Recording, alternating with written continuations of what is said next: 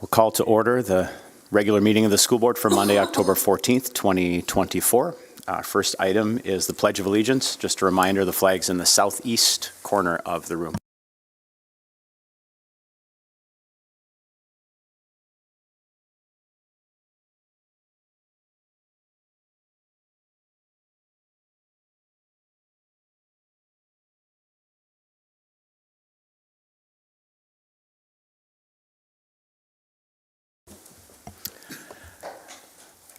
Item 1A, the reading of our school board meeting norms. Joel.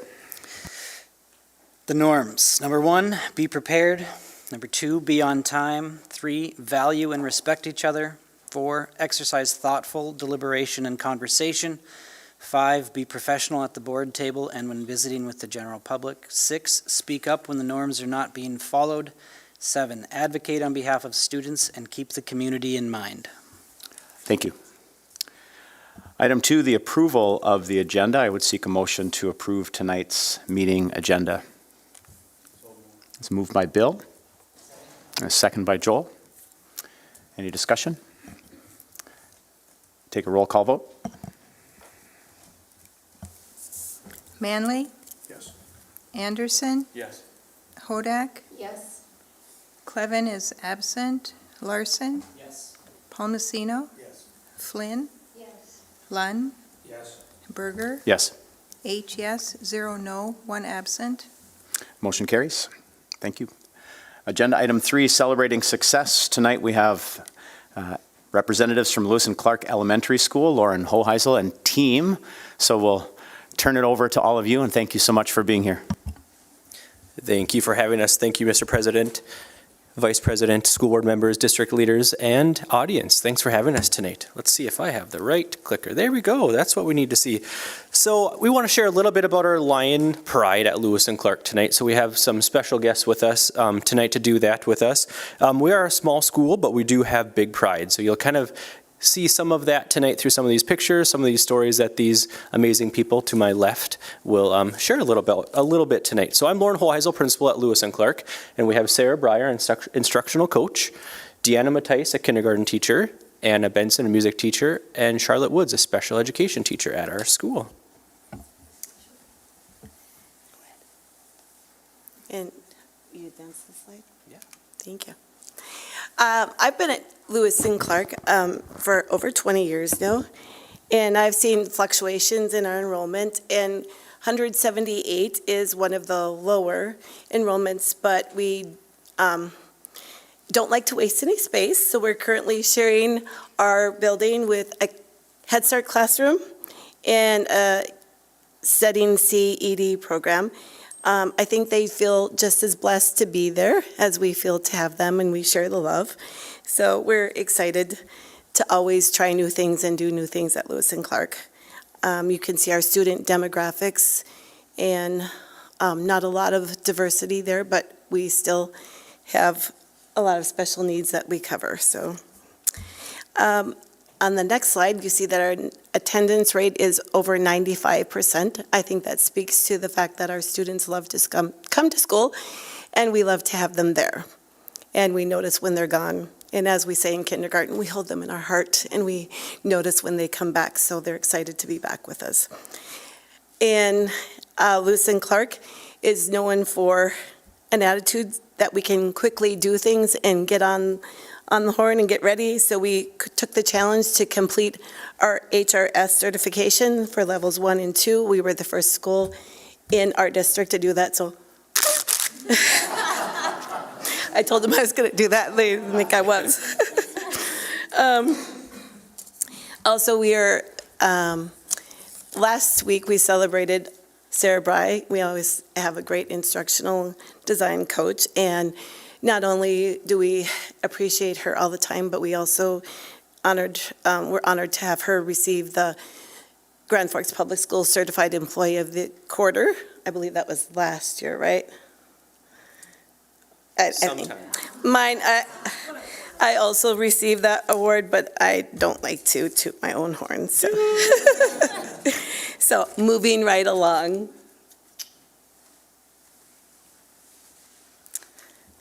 Okay, so we are one of 3 Avid elementary schools, and as we started our Avid journey, one of our big projects was Lion Time.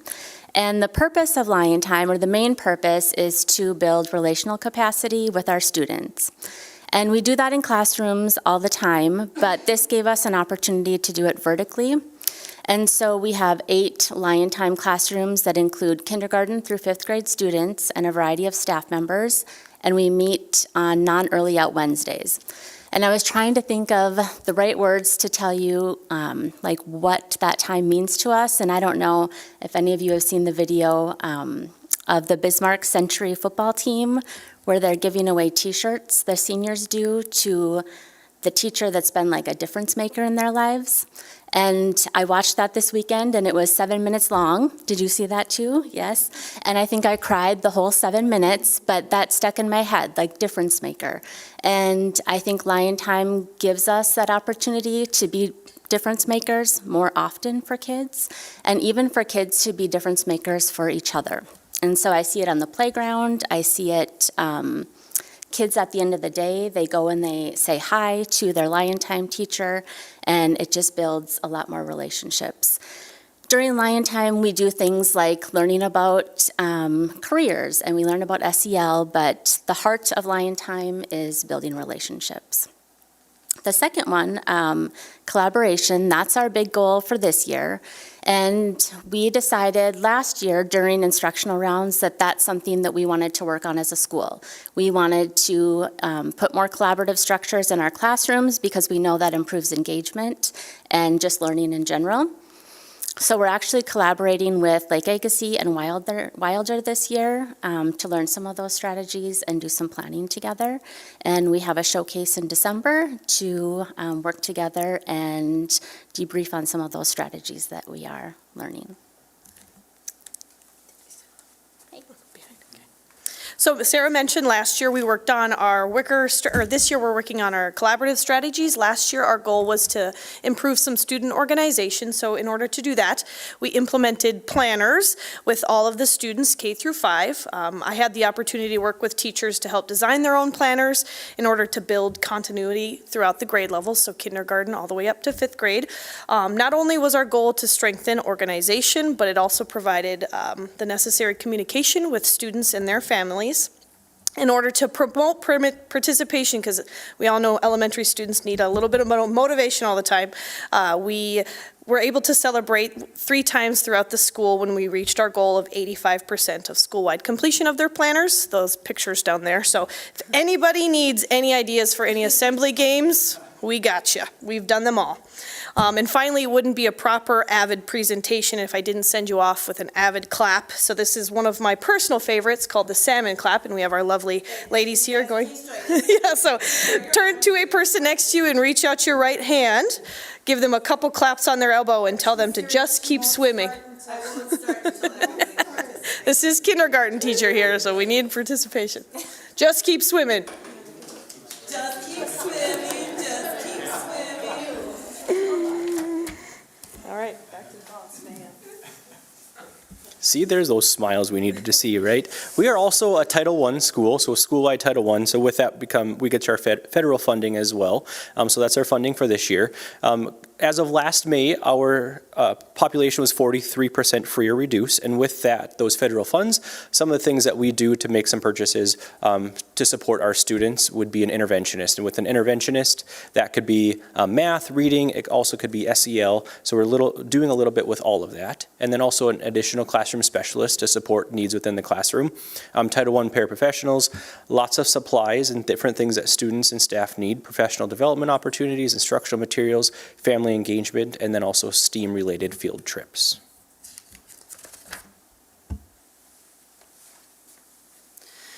So I get to talk to you a little bit about some of the groups within our community that partner with Lewis and Clark to support not only our staff, but our students as well in a variety of different ways. The first one we have is CBIC. They provide training for us. They are visual at our PTO events, our open houses. They help provide classroom lessons, Tier 2 skills, and are really important in providing outside resources, as we only have 40% counselor and social work in our building, and they are instrumental in kind of helping to fill the gaps that are met within those needs. The second one is Calvary Lutheran Church, who are just down the street and are phenomenal at providing really anything that our students want or need, and are very instrumental at providing extra things for our classroom teachers to help make learning engaging and fun. They provide backpack meals for our students. They are visible at all of our different events. They provide snacks, treats, clothing for the winter when our students come multiple days without gloves or hats or coats, or you can fill in the blanks there. As we look at some of our SEL data, this is our K through 2 students for the year. The one thing we did notice was that some of our data is trending down, and that's all logged by teachers viewing the students and looking at why this may be happening, and just looking at some of the things that these kids are not maybe coming in with that we can support them with. So things like our Lion Time, like Sarah talked about, and building those relationships not only with older students, but with teachers in the building, to make sure that they have a person that they trust and they can go to with their problems or celebrations. Looking at our school culture, our SEL check-ins, where the adults in our building go and check in with kids that they notice are maybe struggling, or know that they just need some extra love and support. And finally, our Second Step program and our Sources of Strength, as well as our CVIC partnership. Then our 3 through 5 data, which is on the other side of the spectrum, we notice that in most areas our data is trending up, which tells us that a lot of these supports that we are putting in place in our first, second K classrooms are being used and are making a difference. A lot of that, I think, goes towards the fact that we are a small school and that we have really great staff that really care about our students and want to make sure that if these students need that support, we provide it in one way or another. Whether it be the SEL support groups, the Tier 1 SEL curriculum, the pull-out times, the check-ins, all of that is very important to us. So our data looks amazing. We are the place to be. As we look at our staff SEL data and the why that's happening, we look at the retention of our classroom teachers that stay year after year. We look at the relationships that we work so hard to cultivate, not only with each other, but with staff that maybe isn't in the building all the time, making sure that they feel welcome, making sure that they feel heard, being supportive, being flexible, being creative. When problems arise, how do we solve them in the most creative and flexible ways possible to better our students and our staff? We are a group of problem solvers. There's a lot of things that happen that when the need arises, we come up and provide those things and meet that challenge head on. So we have a lot of work to do, we know that, but we're working with the right people doing the right things. We have all the right people at the table. So North Dakota, they put out the report card every year, and this is most current data from this fall. So Lewis and Clark has scored a 398.9. And of course, that's based on engagement, student growth, student achievement, EL population, and all those factors come up with a total and out of a possible points of 650 for us. So we have a lot to celebrate there, because all of these things that kind of create that score are all things that we try to control within our school. With attendance, we can really support students with that. Growth and achievement, we have different things in place to help support too. So just some stats there: 4th from all of the Grand Forks schools, and then 2nd as the Title I school. So that's something that we're very proud of as well. Tying it to our Be Legendary goals that you will get to see a little bit later. What we tried to do here, and of course things that are blocked out or blank or kind of with the red box around it, are numbers that our student population or student groups that are below 10 students, so we don't share that identifiable information. But here are our goals and how they tie to the Be Legendary. So our reading proficiency scores through the NDSA started out a little bit lower than what the district average was. So we are looking at growing 10 points versus the 8 that the district is looking at or looking forward to. So we have some work to do there. With our math goal, we started just a little bit higher than the district, so we're going to move to that 50%. And then also with our Native American population and the graduation rate, we're looking at improving 8 percentage points. So how that ties to our school-wide goal. So we look at a growth goal and a proficiency goal. And on this right side, that rationale. So we're looking at a growth goal of 70% of our students growing at least 50 student growth percentiles. And how we came up with that number would be last spring we ended with 65% of our students making that growth. And this fall we started at 61% of our students making that growth goal. So we were thinking we can go to 70. And some of the things that we have in place are things that we've talked about academically and socially, emotionally, because we know that they all tie together. And our proficiency goal, same thing as last fall, we started at a 42%. Last spring we ended at a 51%. This fall we jumped to a 55%. So we think by the end of this year that 60% of our students in grades 2 through 5 will score at least 50th percentile or higher to be proficient or advanced in reading. So some of our achievement data that we wanted to highlight is really when looking at these, we just want the green boxes to grow and the red to shrink. And if you notice from fall 2023 to fall 2024, that's what happened. Slowly increasing our green scores, which would be our proficient and advanced. And a lot of this ties into our solid and core tier 1 curricular resources, the investment there, what supports we have in place for students that need that extra tier 2 or tier 3 support. This is our math data also increasing in the right way. So our green is getting bigger and our red is shrinking a little bit. Same data or same topics that we really want to focus on is our strong tier 1 curriculum and that it's working once it's implemented with fidelity.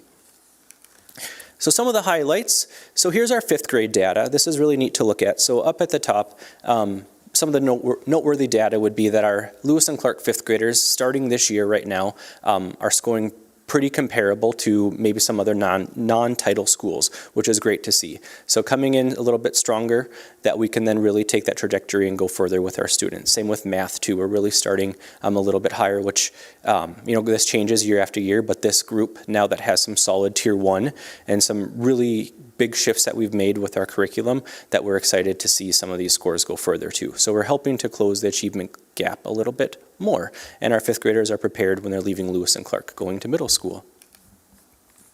And really we're looking at our medium growth and stability each year. If you look at the green bars compared to the yellow would be last fall, green would be this fall, that they are mostly trending upward. We can really talk about how our tier 1 is solid, the fidelity investment in all of our curricular resources. We have the right people at the table when we're having these conversations about data through interventions, special ed. All of our interventionists at our schools are around the table when we dig into data, and we're really thinking about who can help support this kid where they're at and at their learning and how we move them forward. And some of the also data that we share, because data can be on the positive side and data can also not be great sometimes, but this is a place where our group has really thought of some collaborative problem solving. This would be our 1st grade group, noticing the yellow from last year to green to this year, starting out a little bit lower to begin the year than what we typically have. A lot of factors go into this. It is a 1 section for 1st grade, so we have 27 students in 1 classroom, which is a really tricky number. It's not enough for 2 sections, way too much for 1 section. So our team has really looked at how we can support the teacher and the students differently in this room. So really our focus and kind of our priority right now is that one of our interventionists is really focused on pulling out a good chunk of those kids at every level and teaching tier 1 alongside the classroom teacher, not as an intervention, but just an extension of the classroom to minimize the amount of people in the room at one time. And then also we have hired an additional classroom specialist to help support as kind of like a co-teacher in that classroom, and they're doing things tandem, side by side all day long. This has been a priority for our school, and we know that we need to help nip this right away so this doesn't become a trend throughout our school, and it's really been something that our team has looked at, how do we best serve these kids, and just some informal progress monitoring that we've done through our interventionists already last week, that some of these kids that were maybe in the reddish area or had some work to do with some of these academic skills are moving in the right direction already just after a few weeks. So that's really really positive and fun to share too in a very short amount of time.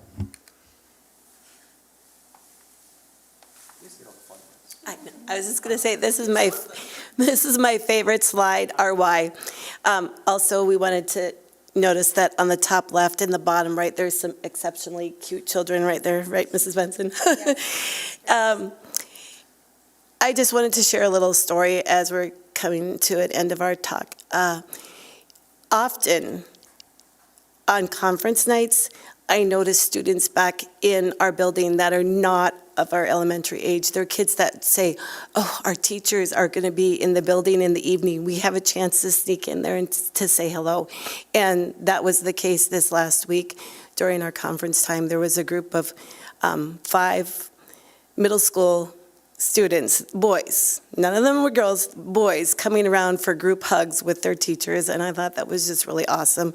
And I actually caught a couple of high school students too that wanted to come back and say hello, and they just know this is a place where they are always safe, this is a place where they're always loved. So it was great to have them back. Alrighty, so thanks for having us. I think I can speak for everybody when I say that we would never give up an opportunity to brag about Lewis and Clark. So thanks for having us. If there's any questions, we would love to answer those for you. Open the floor to questions for the team from Lewis and Clark. Dr. Lund. You mentioned stability of staff, and I don't think you mentioned it, but air conditioning in the school. In the next 1 to 2 years, what's 1 or 2 things you're really looking forward to at Lewis and Clark?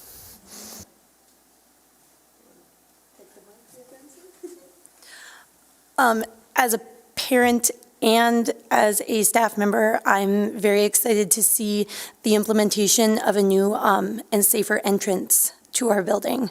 And the fact that being able to come into our building will still be an option, but it keeps all of our staff and our kids safer and better protected from some of the things that we may not want them to be exposed to. So that's one thing that I think we're really looking forward to. Other questions or comments from board members? Amber. Thank you for sharing this data. I think oftentimes we kind of breeze through and then the board has questions, but you also talked about like we're fully aware of these numbers, here's what we have in place.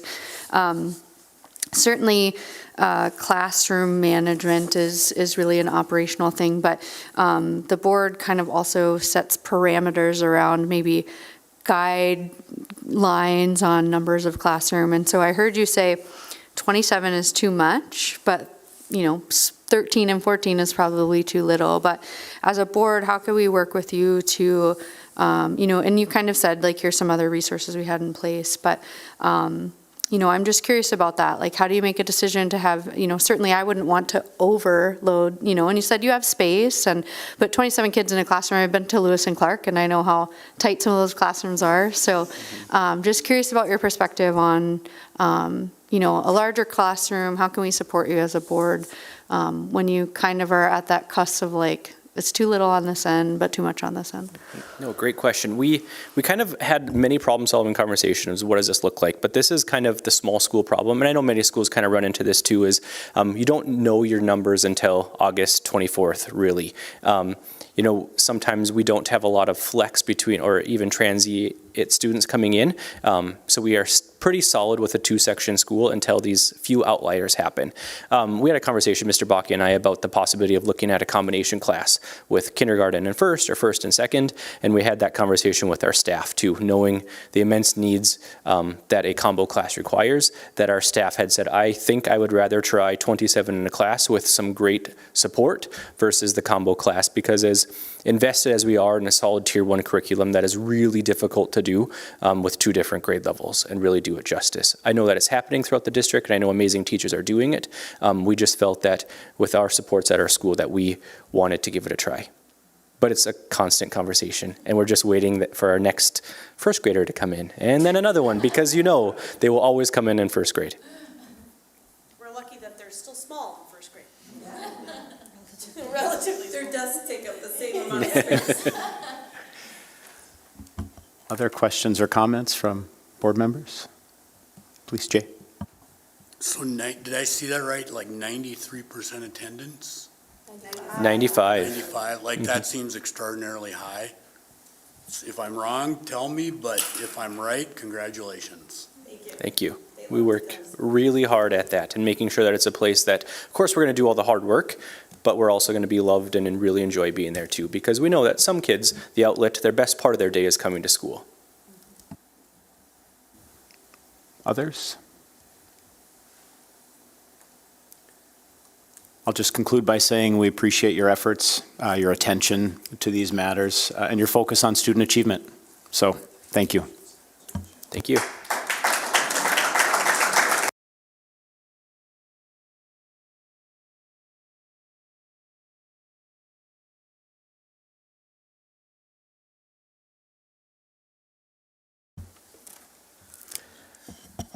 Item 4 on our agenda is the public comment period. I do not have any comment cards turned in. Is there any member of the public wishing to speak at this time?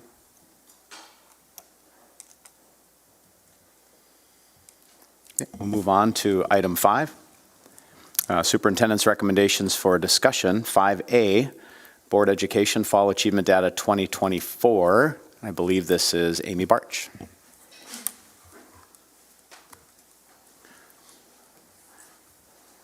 And team. Okay, Mr. President, members of the board, thank you for having us tonight. I am here with the wonderful and magnificent Dr. Amy Rogue and Jessica Sporbert. So we're here to talk all about student achievement data. It will be the best part of your day. Let's go. Okay, maybe.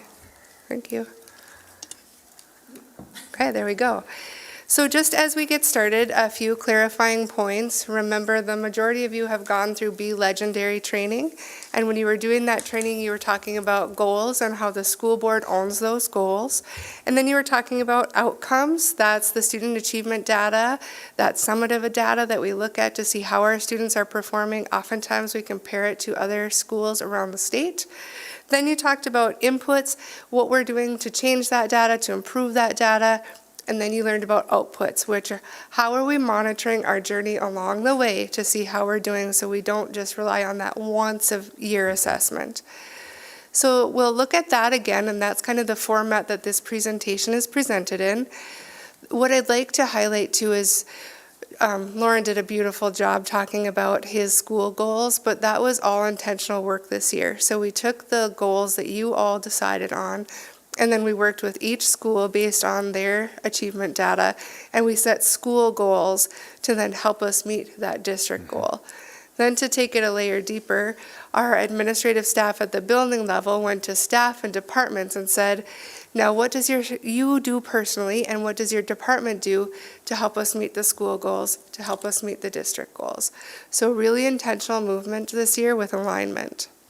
Much like Mr. Hoheisel presented, if you see a black box on our data, it means that N size or that student group is less than 10, and we're going to protect that student data so we don't share any PII or personal identifiable information. The other thing that I want to highlight, we'll highlight it here, and then when we get to it, we've done a lot of work with Renaissance, which is the company that produces the assessments for STAR.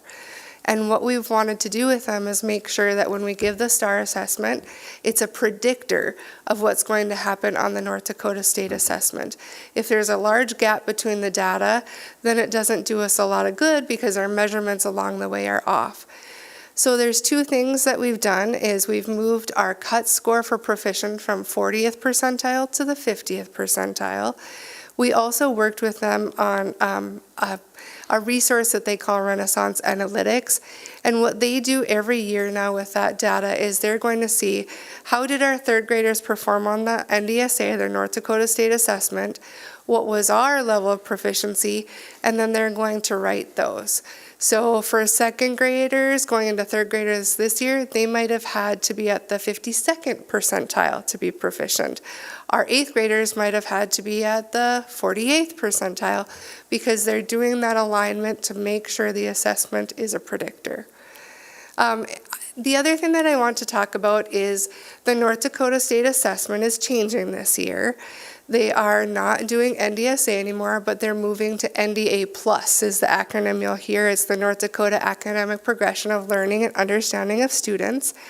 That assessment is still currently being written. The contract went to Pearson, but this spring will be the first time that we'll give that assessment. The reason why I highlight that is as we go through our Be Legendary goal setting work, whenever the metric or the measure changes, you then have to take that data and go back and say, does our goal still make sense? So I wanted you to know that along the journey this year into next year, we'll be asking the board to ask themselves those questions. Do our goals still make sense in relation to the student achievement data that is measured by the assessment? Does it still measure the identified state standards? Yes, but anytime you create a new assessment, there's work that has to be done around the reliability of the assessment, the establishment of cut scores. So we might have to hang tight together the next couple of years as we navigate that, but just being very transparent about what we're doing together. So I told you before that we're going to use the Be Legendary format of goal, outcome, input, outputs. So that's how we presented this first data set. It's in English Language Arts. I'll highlight too our goal that you all established last year. We were at a proficiency rate of 48%, and then over the course of the next 5 years, we said that we're going to increase that proficiency to 56%. ACT, I tucked it under ELA, but really it's ELA and math. I just didn't want you to see the same data set twice. This data set comes from ND Insights, and what it does is it highlights a 3-year span, first for the achievement of our state, then Grand Forks Public Schools, and then we break it down even further so you can see the achievement over the course of 3 years by campus for our high schools. Again, those black boxes mean that the N size was under 10.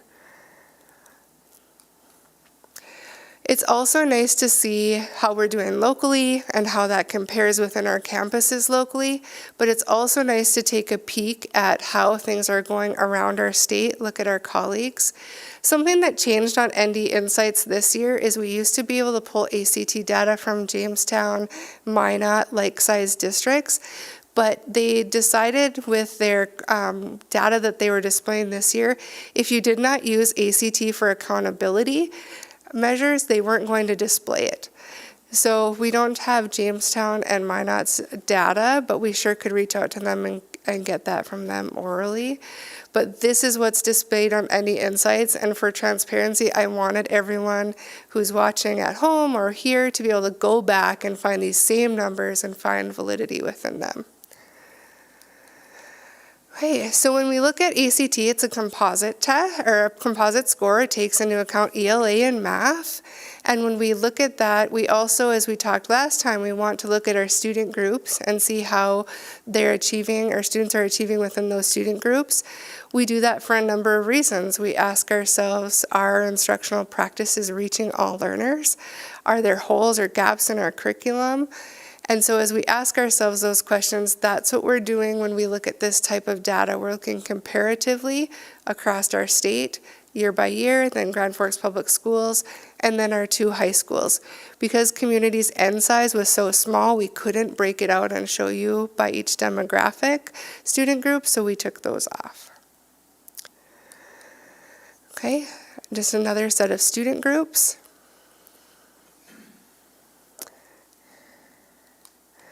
Before we go to NDSA, any questions about ACT? Bill. When it says no data, is that calculated in with their scores or not?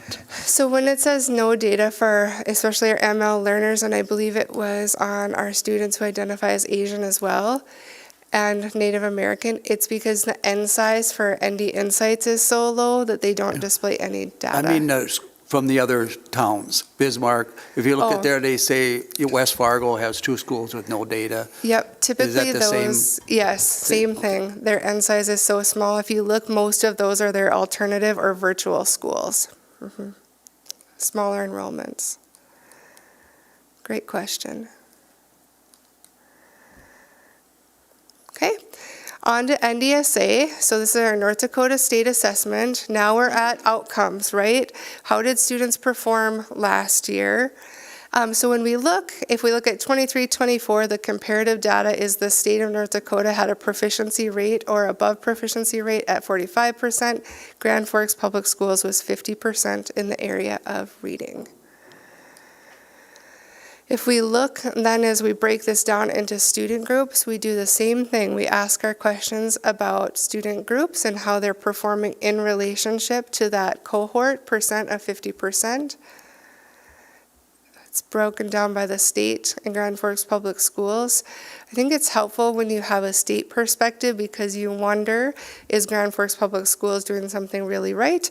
Or is it in comparison? Or do we have gaps to move and close? And then what does that look like comparatively? So helpful. One thing I want to say about this data is North Dakota DPI, they actually launched a new STARS site. It's State Automated Reporting Systems. And within there, remember how we used to present everything as a band? So if we had a student group that was smaller, it would say their proficiency rate is from 20 to 35%. And you're like, not helpful.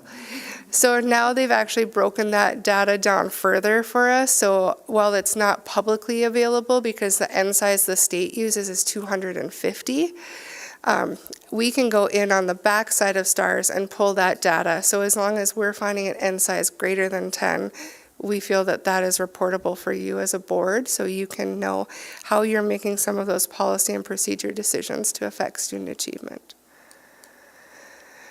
Okay, and then another set of student groups. What I think we all notice is that there are 3 groups who typically underperform within our data sets. One is economically disadvantaged. 2 is students who are multilingual learners, and the 3rd is students served on an IEP. So if you look at individual school goals, a lot of our goals are focusing in on those student groups and how we can help and support them. Okay, I'm going to pass it to Jess. This one clicks it to move it. All right, so I get to talk a little bit about the inputs. So we look at our data and we say, well, we're at about half our students being proficient. And that's at par, a little bit higher than the state, but we know that's not where we want to be, that we want to be much higher in that level. And so what we do is we sit down and we say, what are we going to do to change that? We want way more proficient readers when they graduate and when they leave the Grand Forks Public Schools. So the inputs are the things that we are trying to do to move our achievement data to a higher level. So at the elementary level, about 3 years ago, we started to shift to what's called the science of reading. And the science of reading is research-based reading instruction that really looks at how the brain learns to read, what needs to go into that to make that proficient.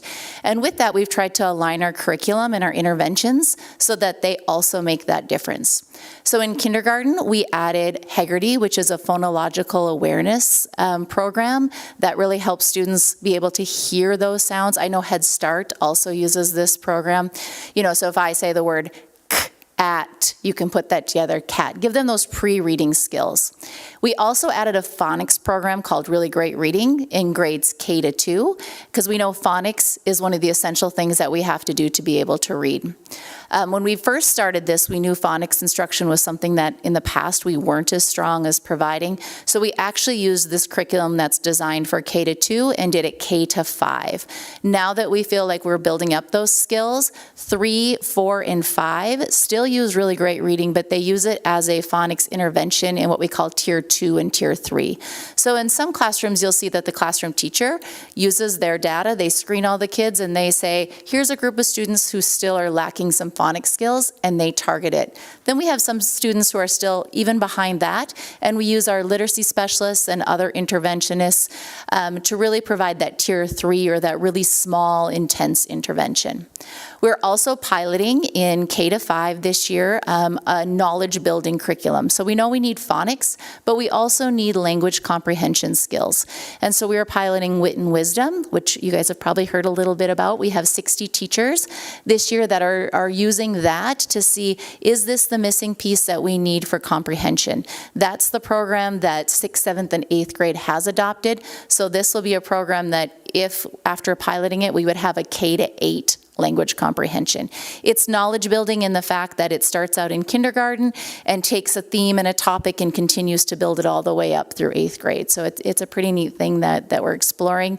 The steering committee last year did a lot of work. They had lots of different companies come in, and that's the one that they chose to go with.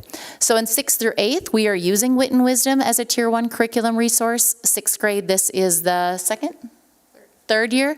7th grade, this is the 2nd year, and then 8th grade started it this year.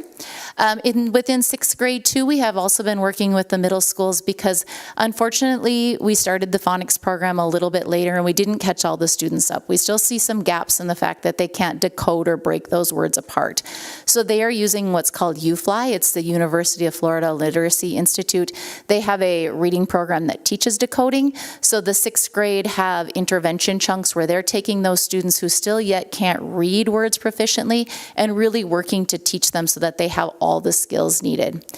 Red River has started piloting a rider time, which is an RTI MTSS time that's built into their day where they pull students who are needing some extra support in any of those areas and providing that while the other students are doing study halls or doing things so that they're all working to really give teachers that time to have that dedicated time to work on those skills that they need and make sure we're closing those achievement gaps.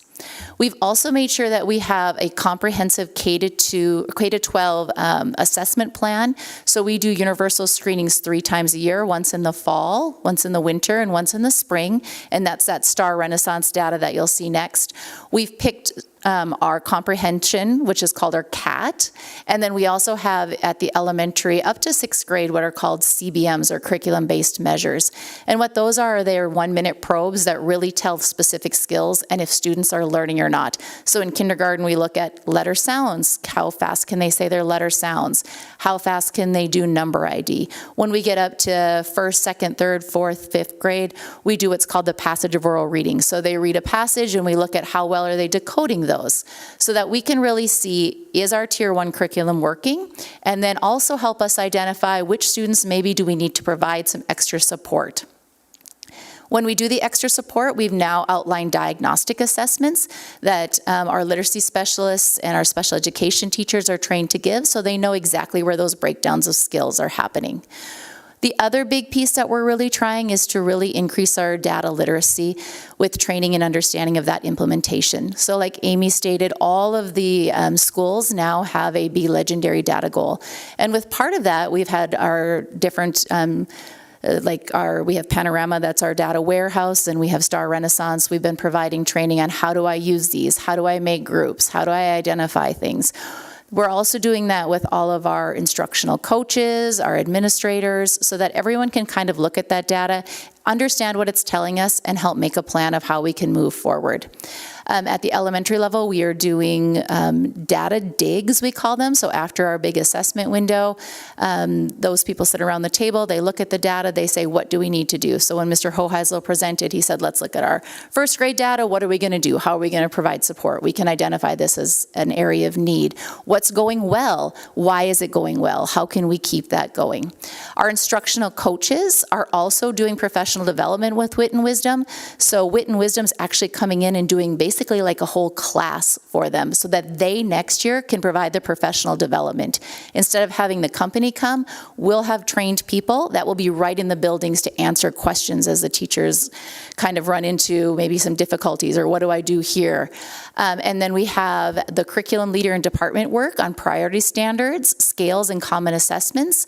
We're doing pacing guides so we know that everyone is getting the same thing throughout the year, and so there's lots of exciting things that are happening. So when you look at the outputs, Renaissance is what we use for our universal screening. And so in kindergarten and 1st grade, we use what's called STAR Early Literacy. And you can see here we have the fall of 23 and the fall of 24. And like Amy mentioned, in the fall of 23, to be proficient, where we got that percentage, you needed to be at the 40th percentile. When we met with Renaissance, they said, realistically, when we look at your state testing, your NDSA data, it's going to be closer to that 50th percentile, and we wanted to make sure those aligned. So you can see our kindergartners this year came in actually a little bit higher than where they did last year. That's always the tricky thing in the fall. We can't really control how our kindergartners come in, but we can watch them throughout the year. In first grade, we had a little dip, but really when you look at the 10 percentile points, that's probably good. When I look at it from over time, generally from the 40th to 50th percentile was anywhere from 8 to 12% of the students that we would generally lose. So we're actually probably starting out the year a little bit stronger than where we were. Then this is the breakdown of our different student groups. Pretty similar to how our overall was going. And then this is our different, again, another breakdown of our student groups. I think the really nice thing is as schools started to look at their Be Legendary data, they were able to look at this group and say, where do I need to target? What are my areas that maybe I need to put a little more time and effort into to make sure that everyone is closing that achievement gap? Then in 2nd through 11th grade, we do the STAR CAT, and that is the comprehension piece. And again, here you can see what the comparison is from the fall of 23 to the fall of 24. We've also been really intentional about making sure that as close to 90 to 95% of our students are able to take this test so that the data we're looking at really represents where we're at within the Grand Forks Public Schools. I believe our overall proficiency for elementary was right around 95, and I think in the, I'm not sure about middle school. Do you know, Amy, what the middle school proficiency was? Or how many students tested? It was in the 90s, and at the high school it was right around 90% too. So that's a good increase, and I would say especially in our secondary school, we had more students take the test because we're making sure we're setting that up so that they can do that. And then here again is the, I'm curious about the bigger drops in 3rd and 5th grade on the last slide. 3rd and 5th grade. 10%. Yeah, it's still 10%. I am not sure why those would be in 3rd and 5th grade. I think it's something that we continue to watch. Do you have any out? So 3rd would be 14, so they both are 14% differences. So if you look at the 10% goal, the end finished, right? So we were 40th percentile, you were proficient here. Okay. So in 23, the end goal or the benchmark was 40th percentile, and now it's 50th percentile. So when you think about that accounting for anywhere from 8 to 14 or 12% of students, it could be fairly even. Sure. I think part of me wondering about this is all great information for us because, you know, we've certainly done a lot of curriculum updates and have piloted a lot of stuff. So just understanding the dynamics of how all those piece together. But then also curious about as we work through just implementing like summer school on a continual basis. One of the questions I asked this time around was like about tracking that data, and it was just so new of that program being implemented like as a wide casted net.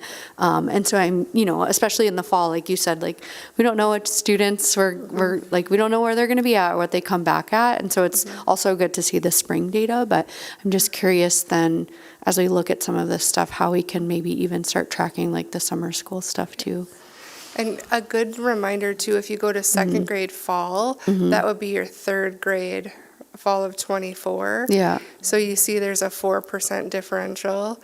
So then you take into account that 10% change of the finish line. Sure. Those are also things to look at. The other thing too is we had tracked second grade last year as a cohort that was achieving at lower rates. So we wondered, right, what is the COVID effect? These would have been kids then that would have been 3 and 4 during COVID. We have been doing some research internally around oral language and when you enter kindergarten and that oral language score. And so there's lots of wonderings, only theories. And so that's something that we've started to target at our schools where we have our kindergarten cohort starting at lower proficiency levels. And so we've been doing something called story champs, where we're wondering if we build up students' oral language in kindergarten, then does that help them when we get to those phonology and phonics pieces too? So Cool. hold tight. Thank you. And I think too, as we looked at this data, that's part of why we looked at our curricular resources.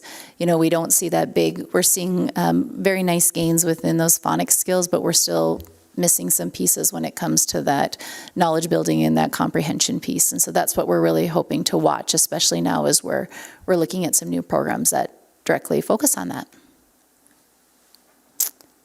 This is just the breakdown again of more demographics.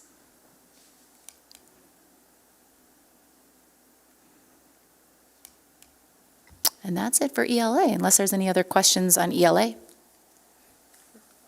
Well, it's more of a generic question, but in transitioning from NDSA to NDA plus, are we going to lose the ability to monitor cohorts because we're changing the test, basically? Or will the STAR data be able to help us and some of the other things be able to help us counteract that?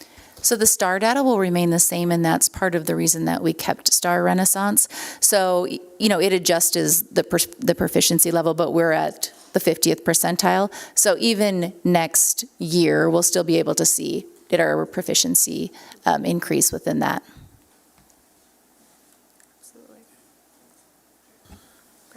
You mentioned that UFLI decoding intervention at 6th grade.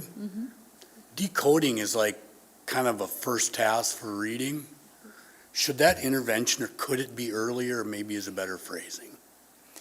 It was provided earlier. I think what we ran into is we started really great reading, a strong phonics curriculum. This is our 3rd year. And so because we didn't have that strong piece built into our curriculum before, we kind of say the know better, do better. We put the students in, so there's actually 3 levels of it in kindergarten, 1st grade and 2nd grade. So we took our 3rd, 4th, and 5th graders and put them all in at what would have been a 2nd grade. So they were missing some of those foundational skills. So even though they did that, we have some 6th graders who still aren't at the end. Generally, when you think of decoding, most of your phonics skills are taught within kindergarten, 1st and 2nd grade. So now we still have some gaps where it's not that they can't decode it all, they're still just missing some of those foundational pieces. And we want to make sure that we build that up. So they're more in some of those multisyllabic words where, you know, you have to take a big word and figure out the prefix and the suffix and know all the vowel teams and all of that. And we see that too, especially when we look at students writing and their spelling. So we want to make sure that we now know that some of them still need that extra boost, that we have something to be able to provide that for them. But that process of reading, instruction, and decoding is kind of happening every year. Right. Not just forget them until they're in 6th grade. No. Right. So one of the things that's important too is, have you ever tried to like clean up the toy room and you go and you look at this spot and you're like, oh, clean it up. And then you look and you're like, what happened over here? That's kind of what we're working on right now, is because we didn't provide phonics instruction, we have a cohort of students who doesn't really have those skills. So, right, ethically, our morals and values, we can't just let them keep going without teaching those skills. So that's why we identified UFly there. UFly is a program that doesn't have a kiddish look to it, which is why we selected it for there. If you're in K1, 2, 3, 4, 5, and you present with those same deficits, we're going to go back to our Tier 1 resource of really great reading, and we're going to provide intervention, more time and support with those concepts where the gaps are. And that's how we're going to remediate or extend those skills for the K-5 learners. 6th grade, we just said, oh gosh, we have to figure out a way to pick up these kids in 6th, 7th, and 8th grade before they go to high school and still can't decode. So great question. Thank you. I can cognitively understand this. Yeah. All right, so we'll tackle math. One thing I forgot to draw your attention to is slide 11. There was a miskey of data. So if you go back, if you're a printer on slide 11, the economically disadvantaged and the female student data was incorrect. So on this presentation that you're viewing now and your hyperlink, Cindy was just a beautiful human being today, and she changed all of that for us so that you have the right information. But if you printed it, you're going to want to go back and make some of those adjustments. Okay, math. Same format, our goal, at 2023, we're 41% proficient, and by the end of 5 years, which is the spring of 2028, our goal is 49% proficiency in math. If we look, this is the same format, so our outcomes, how did we do on the North Dakota State Assessment? The state achievement rate was 40%, Grand Forks Public Schools was 41%. And then we do that same thing over the same 3-year span with our student groups. This one is by ethnicity. And then other identifiable student groups.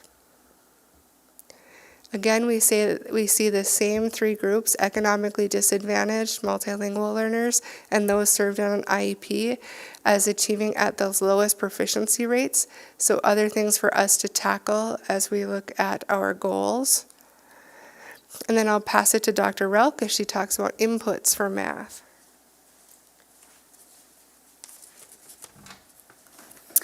So for 6th through 8th grade, we have the Greater Math in North Dakota grant that is helping us focus on our Tier 1 instruction. So with the Greater Math grant, that is designed to help teachers remedy learning gaps, and learning gaps are skills that students should have learned but didn't. And we know that our math knowledge is it builds on each other, so we need to have all of that foundational information solid so that when we get to our high school levels, we're able to build that on. So we have had 6th through 8th grade math professional development. We've had 6th through 8th grade math enhancement of curricular resource. So as part of that grant, we had trainers come in, talk about the math resources that teachers are currently using. And as part of that, there is a combination of in-person instruction and then also online instruction called blended learning. For 6th through 8th grade, we have the establishment of criteria for enriched math. So that includes multiple data sources, including the Naglieri, which is given in 4th grade. You've learned about the STAR CAT, which is given 3 times per year every year. We have the North Dakota State Assessment, which is given at the end of the year, which will be replaced by NDA+. And then also we have the Orleans-Hanna test, which is an algebra readiness test that is given at the end of 6th grade. We have K through 8th grade summer work on new standard alignment. So in 2023, our North Dakota math standards were updated. That was previously done in 2017, so that those hours gave teachers some time to work on that new standard work. In 3rd through 5th grade, we've got a math grant focus on interventions. In K through 12, we've got paid PD through RRVEC and SEEC. Those are our educational cooperatives. So as part of that, we have North Dakota Effective Math Instruction. So similarly to Hollis Scarborough's reading rope, that math instruction talks about how the different domains, including a blend of concepts, procedures, strategies, reasoning, and disposition come together for math improvement. In grades K through 12, this is a research year for curriculum adoption. So we go out, we look for the most current and amazing materials. We pull those in and we have some math teachers go through those, decide what they want to pilot, and then those groups start to dig into that work. And then after the pilot season, then we have implementation, and after implementation, then we have monitoring, similar to what ELA has gone through with their Wit and Wisdom work.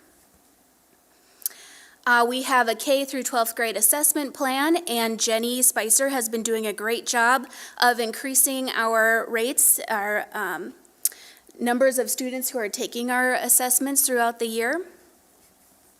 We have our data literacy training for understanding and implementation. So similar to the ELA, we are talking to our teachers about what their STAR CAT math data means, how to access that data, and then what to do with it.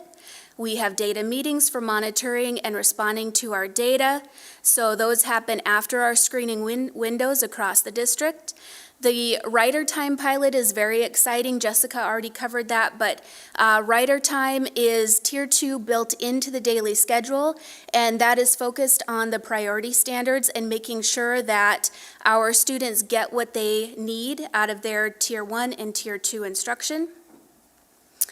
And we also have the curriculum leaders working together, again, to identify their priority standards, write scales for those standards, create common assessments aligned with those priority standards, and then put their pacing guides together so that we can welcome new teachers and let them know exactly what's happening in each department, and we can share that information with parents and students.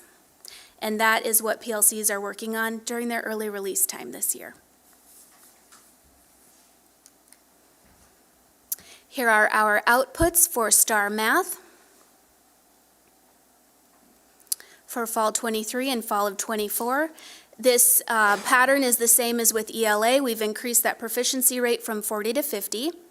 And then we've also done a better job of making sure that as many students as possible are taking that test. We have our demographic groups.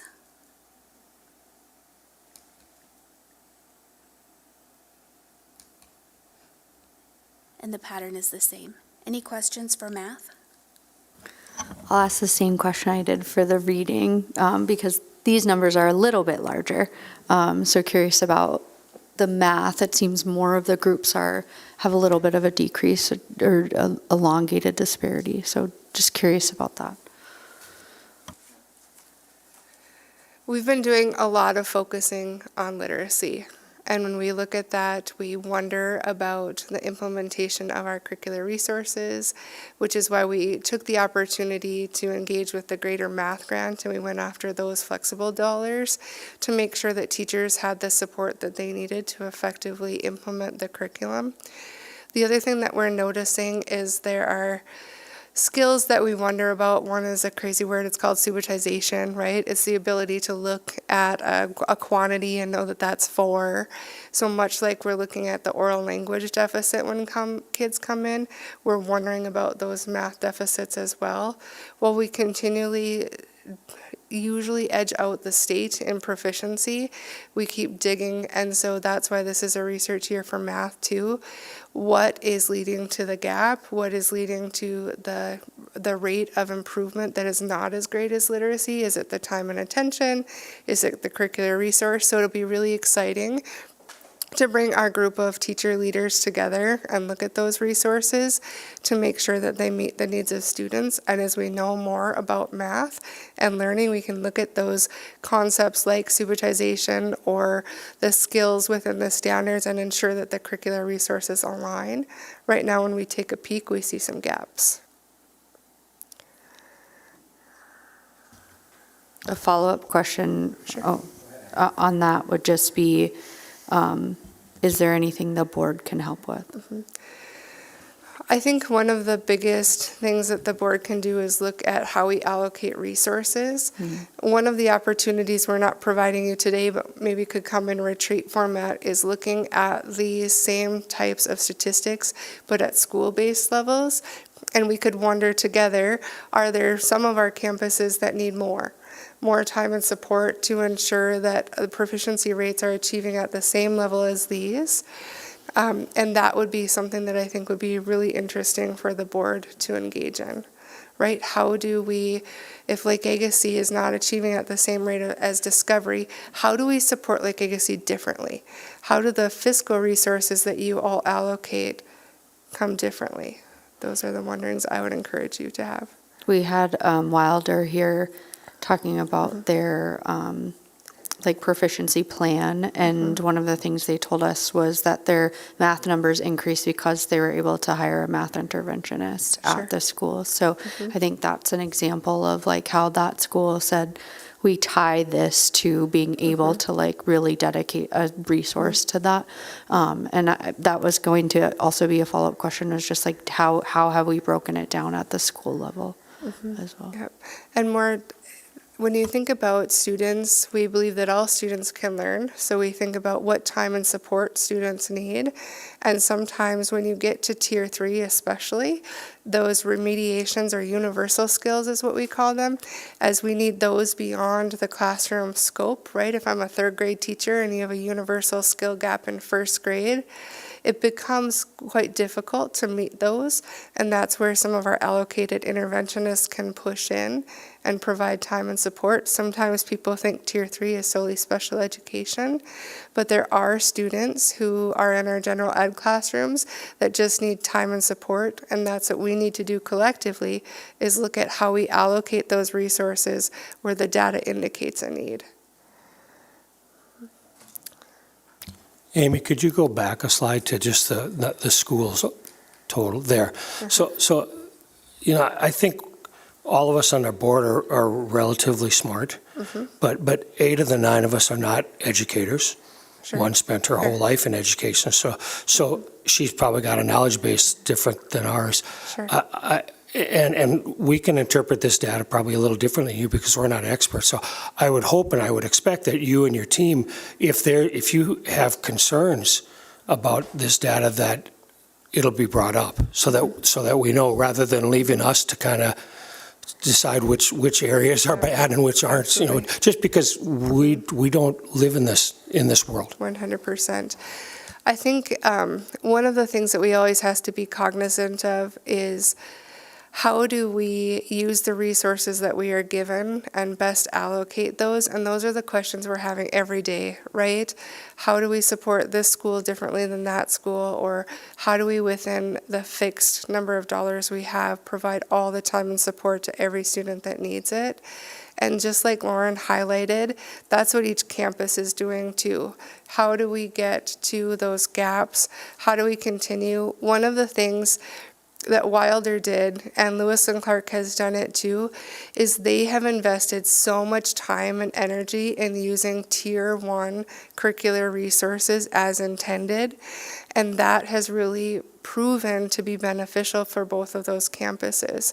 So how do we do that? More time, more support for teachers, and professional development around the why. There isn't a teacher that I've met yet that says, no, I don't want to do that if it'll help kids, but they want to know the why. And if we're asking them to change practice or to invest more time in prep and planning, they want to know the why, and they want to know the investment has outcomes. So that's what we've spent. Honestly, this is my 6th year in this position. The last 5 at least, that has been the focus. How do we get tier 1 instruction to be solid, research-based instruction tied with instructional practices that we know that have a great effect size to impact student achievement?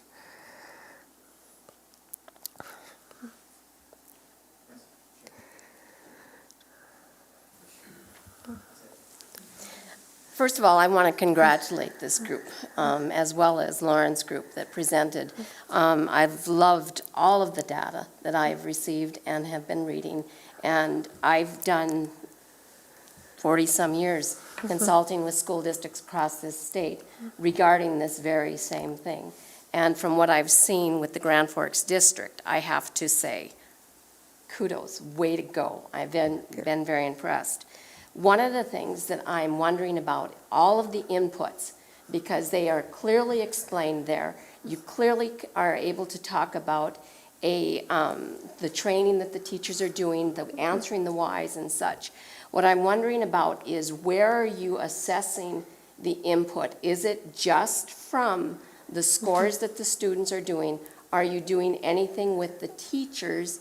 And furthermore, and so I'm just kind of blathering here. I want to know what you do with the parents as well, because parents often don't understand. They just hear a program and they go, well, if the school says it's good, or the next parent says, nah, I don't think, why is this happening? So really, kind of to bring it back to play, are you assessing those different inputs? And because you've used the word, Amy, researching through the years, which I absolutely loved hearing you say.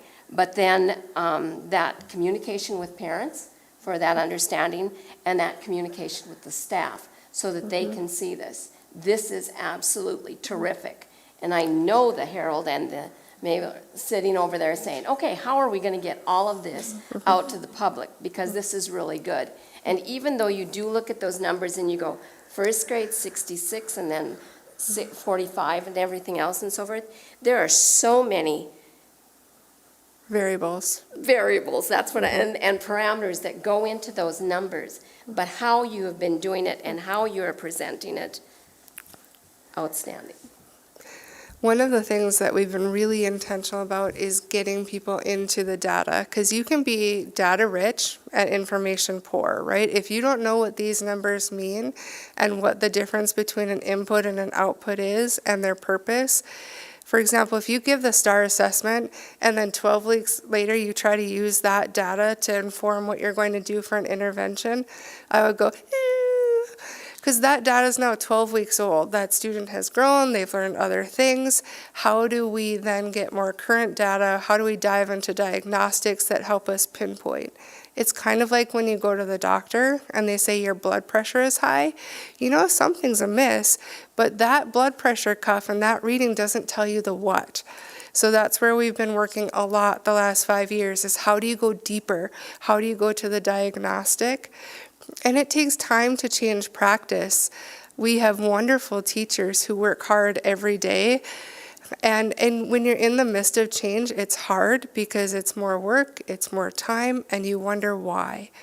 So as we do that, I often use the analogy, which I've shared with some of you before, it's like trying to turn a yacht that has a whole bunch of tinders behind it.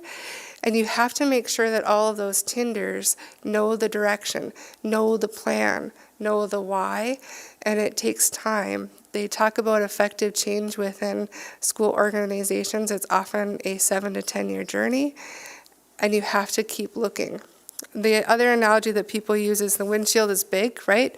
Going forward is what we always want to look at, but sometimes we have to look in the rear view mirror because the changes that we've put in place the last few years with teachers, astronomical. We've changed practices from balanced literacy to the science of reading. Those are like jumping fire caves. I mean, those are huge, the way that we think and believe about teaching reading. So we've partnered with parents in a few ways. Some of our title schools have that requirement, right, to hold parent meetings, so we've been sure to include data sets there. We've also tried to capture parent-teacher conferences, especially at our primary levels. We've created science of reading brochures. What does this mean? What do I do at home? Something that was really exciting this summer that we are working on a plan to share out is when they looked at the priority standards and some scales for the state, they also created some documents of what does this look like for my kid. So that'll be the next thing that we work to share out, that if you have a student who's in 3rd grade and having difficulty decoding, what does it look like for you as a parent? How can you partner and walk alongside Grand Forks Public Schools as we teach your student to read? I think you talked about families, you talked about staff. Did I miss one, Dr. Hodak? Just wondering about that, assessing of those Oh. inputs. Yes, so a number of ways. One is student achievement data, right? That's one. Also, our teachers use common formative assessments, so we have those that we can collect. The other thing we do to get feedback from our teachers really is twofold. We give panorama surveys. You saw Mr. Hoheisel put some of those up. How do you think things are going in your school? It talks about leadership district level. It talks about leadership at the classroom level. It talks about their voice being heard. Another way that we have really measured is some of that informal data is conversations with students and teachers. And when you're in the classroom, we're doing learning walks, and you walk up to a kiddo, I'm not supposed to say kiddo because our high school friends don't like that. I'm probably not supposed to say friends either. Our high school colleagues prefer I call them students. But when you go up to a student and you say, hey, you're in Mr. Drum's science class, what is he teaching you today? Why do you think he's teaching you that? When kids know that, that is telling us that we have hit it with teachers and kids. The other thing is we have been having these data meetings, and as students are brought to the table for how do we give more time and support, we ask teachers, what do you need? What can we do to help you? All of those are indicators of kind of how we're doing along the way. Okay. Mm-hmm. Yeah, you might not know this, but Dr. Brenner, what is the percentage of kids in our school system that are on IEPs? Because they seem to be the lowest percentage of achievement. About 18 to 19%. And has that gone up? Someone, Yeah, I would say it's been pretty steady, 18, 19. I think we've even hit 1 in 5 some years. Yeah, comparable to the state average as well. Add on to that, do you feel, Dr. Brenner, are we getting enough finances from the state and federal level to take care of those kids? The answer is no. And so, as part of our Government Affairs Committee, we will continue to lobby the state for the metric that's built onto the foundation aid payment to increase the special ed weighted formula, along with our ML as well. Okay. Okay. So the third goal, this is a proposed goal. So when we work with Lori Elliott and Marsha McMahon from Be Legendary, one of the things that the state would like to see us have is a Native American graduation rate for on-time graduations. So this one is in progress, so you're not going to see all 4 components. But they asked us at the end of last year to start thinking about this. So before we had any data from the state on our on-time graduation rates, we took the 2022-23 graduation rate of 46% and set a goal of 55% over the course of 5. We followed the same formula. I'm not sure if you've seen some of our breakdowns, but this year increased 1%, next year 2%, the next year 2%, and then the fifth year 3%. So we followed that same formula, and then NDDPI released our graduation rates, and we made it already. So it's an excitement, but I'm not going to be a Deanna Tyson blow the horn, because the end sign is so contributing to whether or not we meet this goal. So I just ask you to take it all within context, because if you have 20 students and 2 more of those students graduate than the year before, the increase looks huge. Same the other way. If you have 20 students and 2 less graduate, the decrease looks huge. So I just think that we have to keep the end size in mind when we're tackling this goal. So what we did is we took the graduation rate from this past year of 72%. We added that same formula of 8% over the course of the 5 years. So our goal that we would propose for all of you to consider is that we have a graduation rate of 80% of students who identify as Native American by September of 2028. And I should also stress the word on time, because it means within 4 years. As we go, I just put some points of consideration down. We already talked about the cohort or the end size. But when NDDPI is figuring out the graduation rate, it isn't simply the number of students who identified as Native American enrolled that year. It's also those that identify as Native American but are in year 5 and are going to graduate. So that's why when you see we did not have 44 students as seniors last year who identified as Native American, but that was the group that DPI deemed for that year, if that makes sense. Okay. This is to the board and to the school as a question. They have every July, the North Dakota puts on the Native American Indian Education Conference in Bismarck.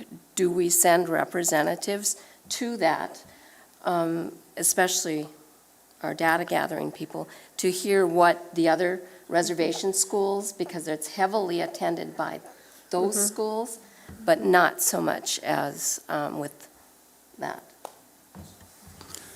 So I can answer that. Our Native American liaison, Chad Ward, was planning on attending this year. On his way down there, actually ran into some car trouble, and so was not able to attend. However, he is planning on attending in future years moving forward, and so, yep. I would think if we could send teachers as well. Sure.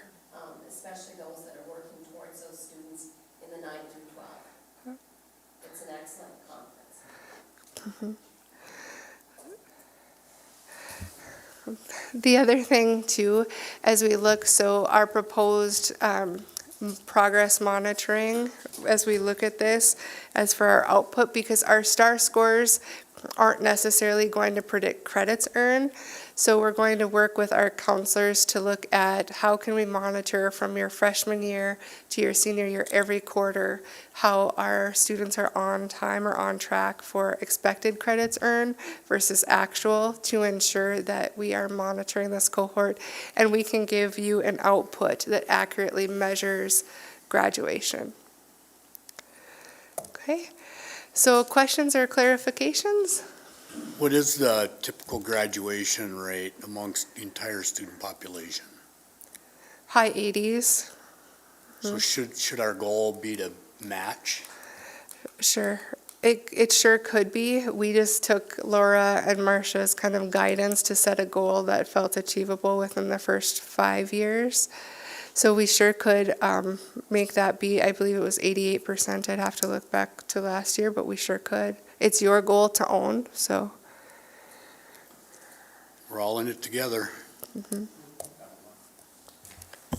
If you put specific implementations in place for Native American graduation rate, do you think there would be some benefits to those other low graduation populations as well? Because it may not be specific just Native American, it may be just in general. Right. That's kind of why we have been targeting, we talked about Wilder and Lewis and Clark targeting Tier 1 instruction. That is why we have been looking at that, because you're right, there's the covariant relationship. If I increase Y, X should get better as well. And that is why the focus has been there. When we talked, I believe Jess and Amy both talked about our PLCs and having our teachers engage in that process of identifying question number 1, what do we want students to know and be able to do? And then questions 2 and 3, what do we do if they don't? And what do we do if they already know? And then how are we assessing is question 4.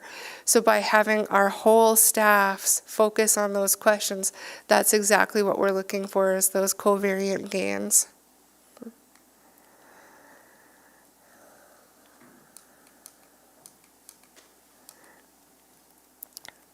Any other questions or clarifying comments from board members? My apologies to Dr. Brenner too. He said 30 minutes enough. I'm like, yeah.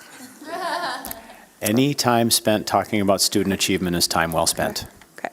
Thank you.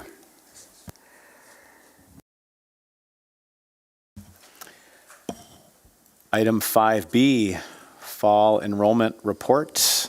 This may be Matt Bakke.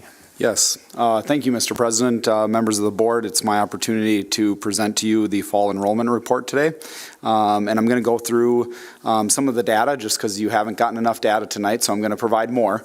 And so this really, I just want to remind you on a couple things as we move down and through this data, is this is a snapshot data point. It really is looking at one point in time to articulate where our student enrollment is at that given point in time. As Mr. Hoheisel alluded to in his presentation, of course we're going to continue to see increases or decreases in students.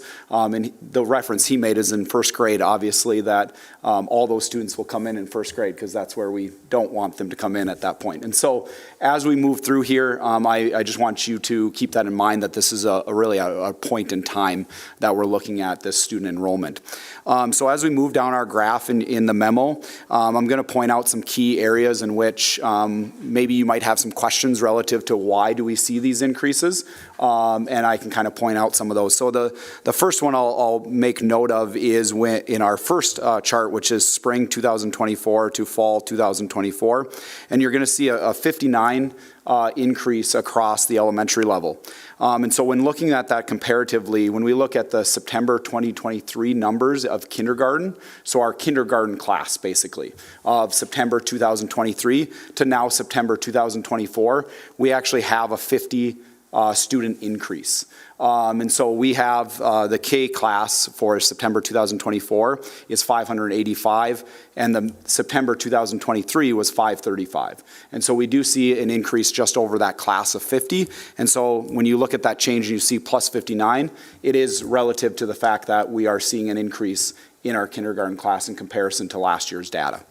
The other thing I will also note to you is that when we look at our high school class and you see the plus 132, when you take that plus 132 and you compare the September or the May 24, so the class of 24, the seniors, and you compare that to the incoming freshmen, when we look at our class of 2024 seniors, it was 492. And then we account for our incoming freshmen in the September of 24, it's 597. So that's an increase of 105 just by looking at, again, that variation of class sizes. Does that articulate all of what we see with the 132? But no, some of the adjustments happen throughout the year, and so just the class alone is 105 difference, which again accounts for a majority of that change, so you can be aware of that. When you add all that together, that articulates almost to that 182 change that you're seeing when we look across our district. And so that's one point I would point out to you. Now, when we move down into the second table and we look at the fall, so really looking at September 2023 to September 2024, some things that I'll point out to you is the first thing when we look at our elementary schools, we see a plus 150. Again, I'm going to go back to the fact that we look at our September 2023 and we're looking at, really looking at our classes. And so when I look at our senior class and compare that to our May of 2024, really what we're looking at is the senior class is again at that 492, and then we look at our incoming K class of 585, we are seeing quite a variation in that difference of 93 students. And so that's going to account for, again, an increase of students as relative to that, relatively speaking. Then as we look at our September 2023, which is 3,411 at the elementary level, and then we look at our May of 2024, which is 3,502, really what we're looking at is a student increase throughout the given year. So what I want to articulate that again, I'm going to say that one more time. When we look at our September 2023 to our May 2024, we are seeing a student increase of 91 students throughout that given year. So basically articulating the fact that as our school year goes on, we saw a huge increase of students throughout the year. And so then that's why you're now seeing the change of plus the 150 at the elementary level, is because we saw not only growth over the summer, but we saw growth all of last school year. And so that's really attesting to the plus 150 that you see from fall to fall. Additionally, again, I'll go back to the K class. When we add that 91 that I just articulated throughout all of last school year, plus the 50 that I already articulated that is happening at the kindergarten level, that really gets us to our 150 change or difference at our elementary level. Okay, so you can see some of that adds up to then make, when you add all of those together, that gets us to that 220 when you're looking fall to fall. Again, a point in time relative to what we're speaking. Then when one other thing that I do want to note when looking at just the full totality of our enrollment numbers is, and I think I've shared a little bit about this previously, that we've seen an increase of our ML students across our district. And so when we look at our 2023-24 ML numbers, student enrollment across our district that were being served, last September our numbers were 221 students that were being served on ML program. This September, starting this school year, we're at 466, which is an increase of 245 students that are receiving ML services, over 100% of our current enrollment in those ML services, which obviously, as I articulated earlier, we didn't just see the increase of that 220 or 245 students happen just this summer. That happened all of last school year and then trickled into this school year. And so now we're seeing that the numbers we were articulating previously that we're saying, hey, we're receiving or have more ML students that are being served, this is demonstrating that that did occur last school year, and we weren't just making it up for you and telling you that. It is actually occurring. The other thing, again, that I've already articulated, when we take our May 2024 seniors, the 492 students that graduated from our senior class, and compare it to our kindergarten class of 585 that came in this year, that's a plus 93. So again, you add those 200, the 93, and you're really getting to what you're seeing here on this report is that our student enrollment is up, which is a positive thing. Then at the last section you'll see, or the last table you'll see there is the demographic projections, and that just compares it to what we previously were getting from RSP, which is the third party that we work with, to really put our enrollment projections together. And you can see that they're very, very accurate, 97%. I wish our weathermen sometimes were on that path too, right? So you'll see that their projections are very spot on pretty much when we look at a plus 8 that we're sitting at this point versus the plus 212 and 220. So altogether, the final message here that I want you to hear is that our enrollment is up. It's a positive note. And actually, when we look back the past few years, and actually our enrollment is up to a greater point than it has been for the past 20 years. The last time we had enrollment like this was back in the 2003, 2004 level. So our enrollment is trending in the right direction. I'll stand for any questions that you may have. Yeah, Dr. Lund. Matt, can you re-educate us as to what figures does DPI use for foundation aid? Yeah, so with our foundation aid, and Brandon, you can feel free to jump in on this as well too, but basically we've submitted an enrollment report both in the spring and in the fall, and really what drives a lot of our foundation aid this school year will be based off of the previous year's enrollment, which again we submit, but also with that, our enrollment report is submitted in September 15th of that given year, and that drives some of the adjustments that are made on our November payment. And so we will see some of those changes on our November payment, not to the complete totality that we would see the year before. Yep. Just a follow-up comment more than a question. Yep. So we have extra students in our district that we are educating, but we aren't getting state funding for it yet, correct? I just want the public to be aware this is how funding works, and it's not unique to Grand Forks, it's the state of North Dakota. That is correct, but I will say that the on-time funding mechanism that is in place, we are grandfathering into that, and so eventually you will see that at its full totality. So we will start to see that come into play, but it's not completely, you're correct. Yeah, just to add to that, how about the non-English speaking students coming in? Are we subsidized for the new ones that come in during the year, or is it just a snapshot one time? A little bit of both. So yes, it's a one-time snapshot relative to the foundation aid formula, but there is a mechanism in the foundation aid formula that provides additional funding on top of, similar to what happens with special education. ML services, it's labeled based on the level of need that student has. So level 1, level 2, and then levels 3 and 4. There is a mechanism in the foundation aid formula which receives additional funding on top of the foundation aid as well. I just have one question. You spoke a bit about the relationship between this incoming kindergarten class, those numbers exceeding the graduating class, for lack of a better phrase. Is there anything in the demographer's report about that trend continuing? In other words, do we look ahead and say, a year from now we're going to be saying this same thing about kindergartners, or this is a bit of an anomaly, maybe too early to tell, but do you get the question I'm trying to ask? Yeah, yes, I do. And I didn't go back completely to the demographic, but if I recall correctly from previous iterations of it, is that we do anticipate this trend continuing slightly, not to this level, but I anticipate slightly, yes. Yep. So 245 students is bigger than some of our small schools. So with the lack of resources and funds, what have we done or what can we do? How do we have the resources and staff to support that many funds? Additionally, I'm also thinking of a large population of those students came in because of workforce needs in our city. Correct. And so how are we partnering with community partners potentially in filling that gap? Because I'm sure that we are really stretched for resources. Agree. We are stretched for resources, but what I will say is we took some proactive measures right away last school year as we started to see this trend and as we became aware of from our community partners.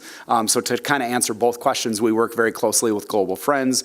We work very closely with some community agencies and businesses that are bringing in domestic or international talent to work within maybe their factories or within their businesses. And so we were aware that we anticipated additional families coming into the community, and so we started to make some proactive steps to be aware of that.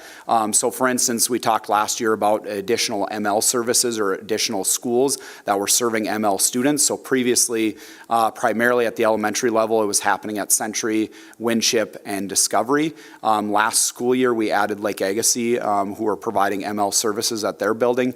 This school year, we added Viking. It allowed us to be able to really make sure that we're providing targeted support for those ML students and families at multiple buildings, not just the 3 that previously were providing those. Additionally, we also added that at the middle school level with Valley Middle School, now providing ML program at Valley Middle School, not just at South. And then also at the high school level, previously a majority of sheltered classes happened at Red River, while we saw this trend also happening at the high school level. And so this school year we started sheltered classrooms at Grand Forks Central as well. So we've taken some proactive measures. I will also say that some of the changes within the budget adjustments this last spring allowed us to keep some of our staff on board with some of the ML changes, primarily like our foreign language teachers who at the middle school level who moved into some of our ML classrooms and were able to really work with our staff to become ML certified so that they could take advantage of that opportunity to serve some of our ML families and students.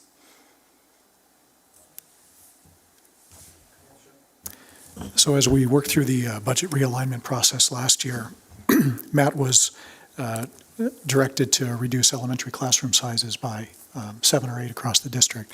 This would be one of the reasons why we weren't able to hit that mark. So when we think about the 2026 15% goal, the good news is our enrollment's up, but the other side of that is it's going to be difficult to hit that 15%, but Brandon is going to continue to work on that. But the good news is numbers are up and we're pleased about that. And to articulate that again, I just want to make sure my final message here is that our enrollment is up. It's positive. It's trending in the right direction. And again, it's up to the point where it's been or not been in 20 years, which is outstanding. Is it generally well distributed across the school district? So there's not one or small number of schools being overtaxed? There are some schools that are being taxed. Primarily, I'll say that Century saw quite a big increase at our elementary level, primarily more than maybe some others did. But what I would say is primarily across our district, we are seeing an increase. The only one that comes to my mind right off the top of my head is Century is seeing a little bit more of a student enrollment growth than maybe some others across our district. But otherwise, it's fairly even across our district.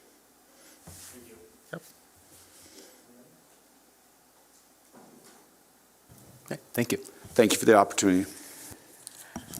Item 6A, this would be the consent agenda, 3 items in the consent agenda. So I would entertain a motion to approve the consent agenda as stated.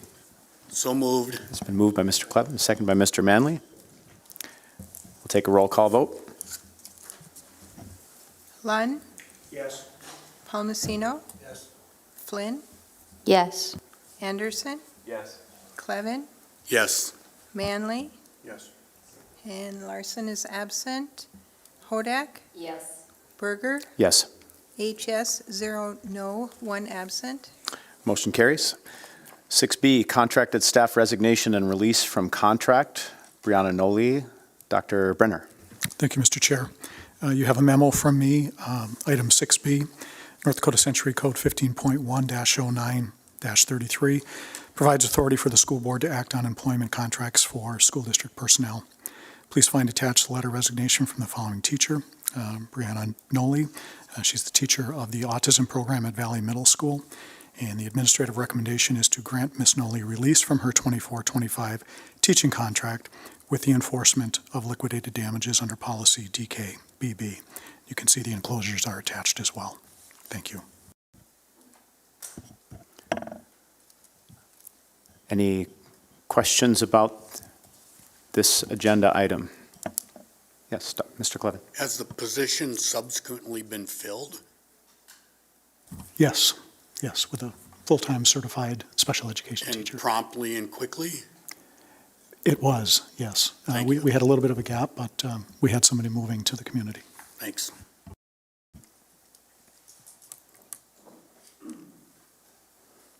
Yeah, Dr. Lund. Move approval of the recommendation as outlined. It's been moved by Dr. Lund to grant Ms. Noli release from her 2024-25 teaching contract with the enforcement of liquidated damages under policy DKBB. I'll second it. There's a second by Dr. Hodak. Any further discussion? The memo references attachments, which I didn't see them. I assumed that was an HR thing and couldn't disclose certain things. But in general, like, is this just one of those, I'll use the word tragic even if it's not, but some sort of singular event in life and lifestyle that just necessitated a resignation?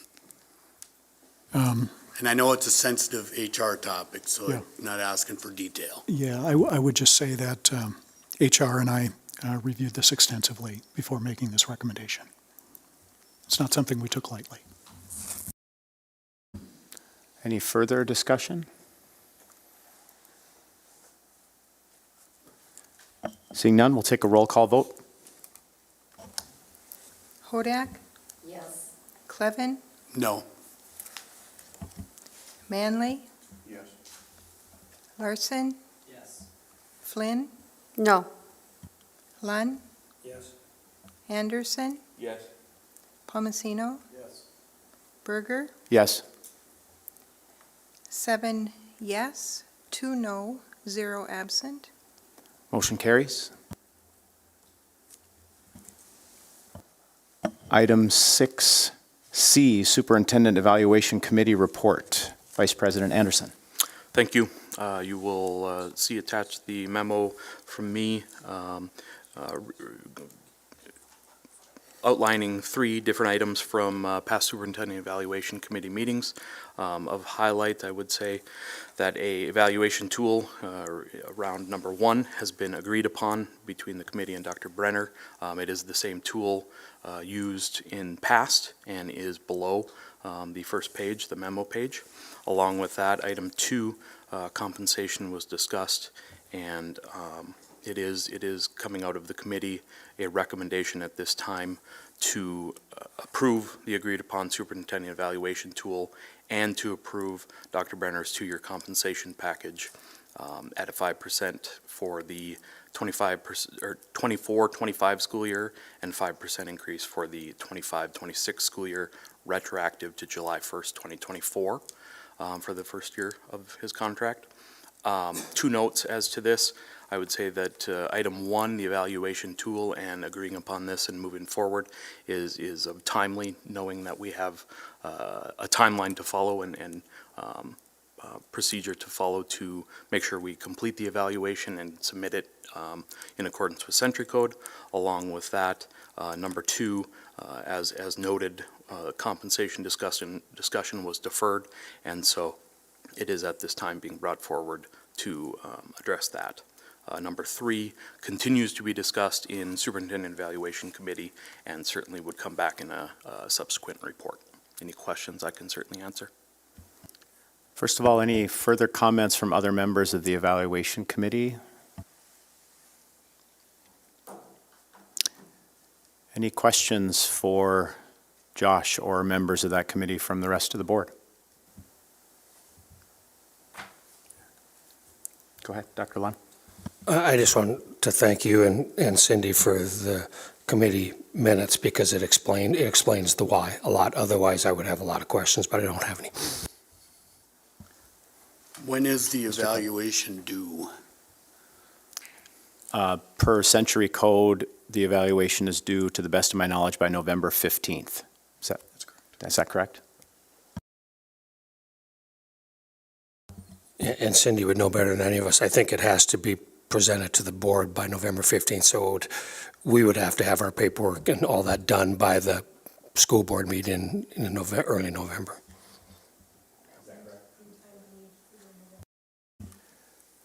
The superintendent evaluation committee will be meeting on November 4th. So given that timeline, the board evaluations will be due before that date so that the superintendent evaluation committee can review those and bring them forward. Yes, thank you for the question. Other questions? Yes. I would move approval of the recommendations from the superintendent evaluation committee. So just one point of order before I seek a second. Are we talking about both items 1 and 2, or are we taking them separately? Together. Together. So there's been a motion to approve the 2 topics laid out from Vice President Anderson in the Superintendent Evaluation Committee report, those being the evaluation tool and Dr. Brenner's compensation for the 2024-25 and 25-26 years. Do I have a second? A second by Mr. Palmasino. Any further discussion? Yes, When will Dr. we Hodak. receive because the example that we had was last year's. So when will we receive it from Terry's input, roughly? Roughly October 22nd.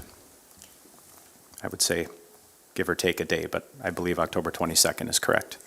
So I think the idea is to have the better part of 2 weeks for board members to complete the evaluation and return in advance of. And then it goes back to the committee.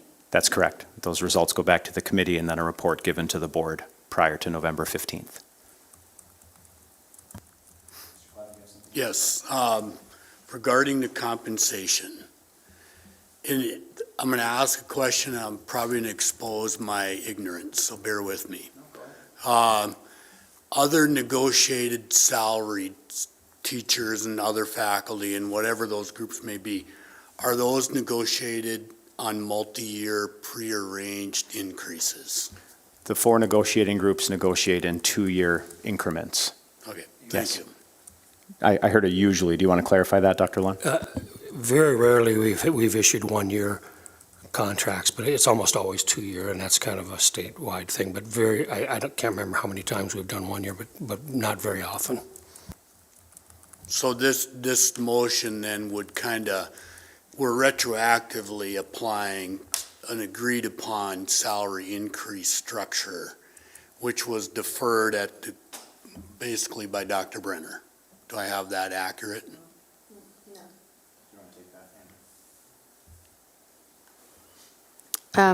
It wasn't deferred by Dr. Brenner. It was deferred by the committee, just needing more time, but it would be retroactive to that time frame. There are minutes that reflect potential further discussion of aligning, the superintendent's on a 3-year contract. We evaluate him every year, but we've always done a 2-year negotiated salary. And so 3 years and 1 year and 2 years don't always match up. So I think maybe there's more questions or work to be done, but we felt that this time was maybe not the time to change anything and to honor the request based on also reviewing numbers of what other groups received for compensation and things like that as well. And those other groups are internal of GFPS? Yes. Do you have anything to add? No.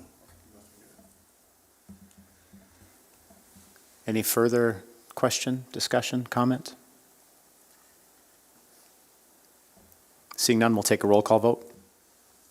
Flynn, Yes. Hodak, Yes. excuse me, Anderson, Yes. Manley, Yes. Lunn, Yes. Clevin, No. Palmasino, Yes. Larson, Yes. Berger, Yes. 8 yes, 1 no, 0 absent. Motion carries. 6D, consideration of community-based use agreement for UND athletic facilities. Brandon Bombach. Yes, thank you, President Berger, members of the board. So what you have in front of you here is a community use agreement for a few different UND facilities. Recently, the city of Grand Forks, through its Jobs Development Authority, worked with the University of North Dakota to construct the Albrecht Field, a new softball complex. If you haven't driven by it or been to it, please do so. It's pretty impressive. In doing so, there was a financial contribution from the city, and really the only request made of the city was that UND continue to be open to community groups such as the school district, not just for that new softball complex, but also the Fritz Pollard Athletic Center and the Memorial Stadium track. So this agreement really contemplates that relationship, that unique community-based relationship between UND and a number of other actors here, including the Park District, the city, and other groups. This is a 20-year agreement that's laid out here, and it matches that financial contribution or the amortization of those dollars. So it's a long agreement, but you'll find that the agreement itself is really just a commitment to that community use, the framework of that use, and the priority among those parties within it.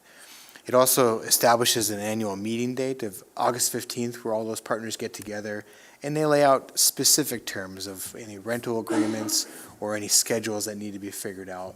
So really, this agreement just encapsulates that community purpose of those UND facilities to say that Grand Forks Public School District and others are welcome there. So that's the agreement itself, and the administrative recommendation is to approve the agreement, but we also have our athletic director, Mike Biermeyer here, activities director, my apologies, Mike, here to answer any specific questions about that, should you have any, and I'm happy to stand for them myself.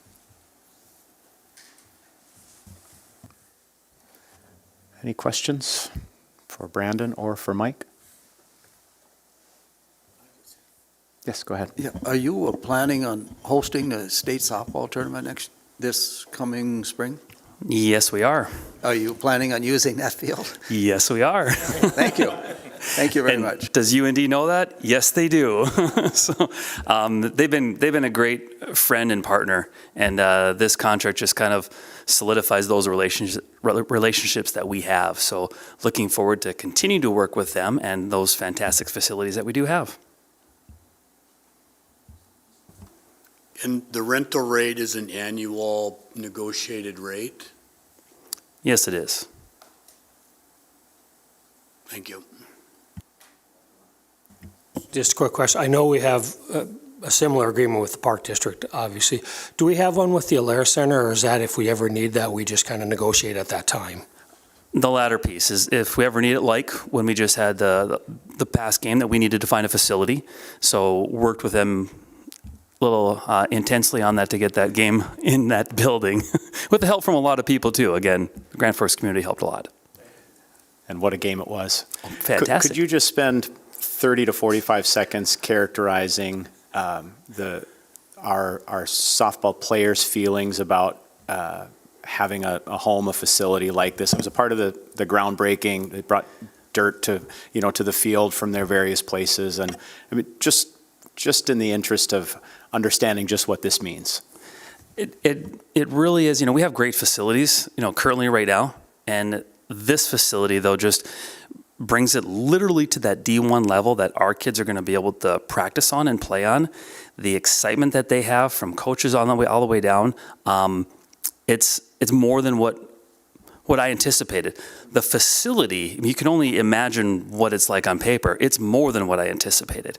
So we are so excited to be hosting this state softball, talking to people at state tennis and state soccer this past weekend about, hey, what's it going to look like in the spring, hosting these things.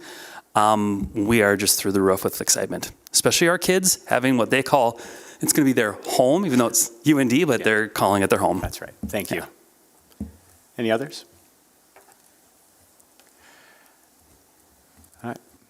I would entertain a motion to approve the community-based use agreement for UND athletic facilities.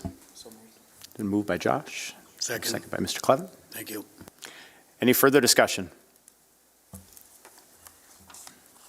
Take a roll call vote. Palmasino? Yes. Lund? Yes. Yes. Larson? Flynn? Yes. Anderson? Yes. Hodak? Yes. Manley? Yes. Clevin? Yes. Berger? Yes. Unanimous with 9 yes, 0 no, 0 absent. Motion carries. 6E, consideration of purchase and sale agreement for land adjacent to Career Impact Academy site. Brandon Bombach. Yeah, President Berger, members of the board, a little bit of a story here. You've been along for the journey. For this Career Impact Academy, it's very much another community-based project where the property was actually donated from the City of Grand Forks and the Jobs Development Authority to the school district to construct. There actually came in 2 parcels here, and what might be helpful actually is the second page to this memo. The first attachment is the actual plat you can kind of look at. And the northeast-hand corner, right where the intersection of Gateway Drive and North 42nd come together, was a piece of property that on July 8th, this school board had agreed to a land swap with the old bank property that was a odd triangle shape just to the south. That's not so much depicted here any longer on the plat as much as what I'm about to talk about next. So the land swap did take place. And now the city's come back. They had the intention, always have, and plan to reconstruct or renovate that Career Drive, which is the east-west road kind of bisecting much of the plat you see here. And currently, the shape of that is a little bit like an S. It starts even, goes south, and comes back north before it meets at 42nd. One of the challenges with that intersection is it meets at an angle. And so if you're a bus traveling west to east on Career Drive and you want to go south on 42nd, you have a difficult turn to make with a bus turning radius. And furthermore, as it does curve north there and it meets 42nd Street, it gets closer to the actual intersection of Gateway and 42nd. So folks can come around that corner pretty quickly. And so the city suggested straightening Career Drive out for that eastern portion. And that's what's depicted on the plat here to really resolve those 2 safety issues, which I think is in the interest of the school district, and also kind of just clarify that corner and clear up that Lot A that will be developed to the north. In order to do this, or what implication of having done this, or this, it hasn't been done yet, but the implication of this plan, straightening out that road, is it actually intersects our newfound property, the old bank property, and it would leave a remnant property on the north side of Career Drive. That's what's highlighted in yellow there. And I forget the square footage here off the cuff, but it's just a small triangle that really would confuse the plot on the north because you'd have 2 ownership interests there. So what this agreement in front of you is for sale of that triangle piece of property and to vacate that interest from the school district and to Betis Corporation. So they would outright own what's north of the contemplated Career Drive, and then the school district would have rounded off that entire parcel to the south in their ownership. The agreement itself, to establish the value of that, because the school district is not in the business of giving property away, was to revisit the market analysis that was provided before and the actual full appraisal of those 2 properties. That happened just within the past year as the land swap was first contemplated. It revisited those but did not run a full new appraisal on that, given a couple of different things. One, the proximity or how recently the analysis and appraisal was done. 2, the oddity of that remnant and lack of comparables. And then,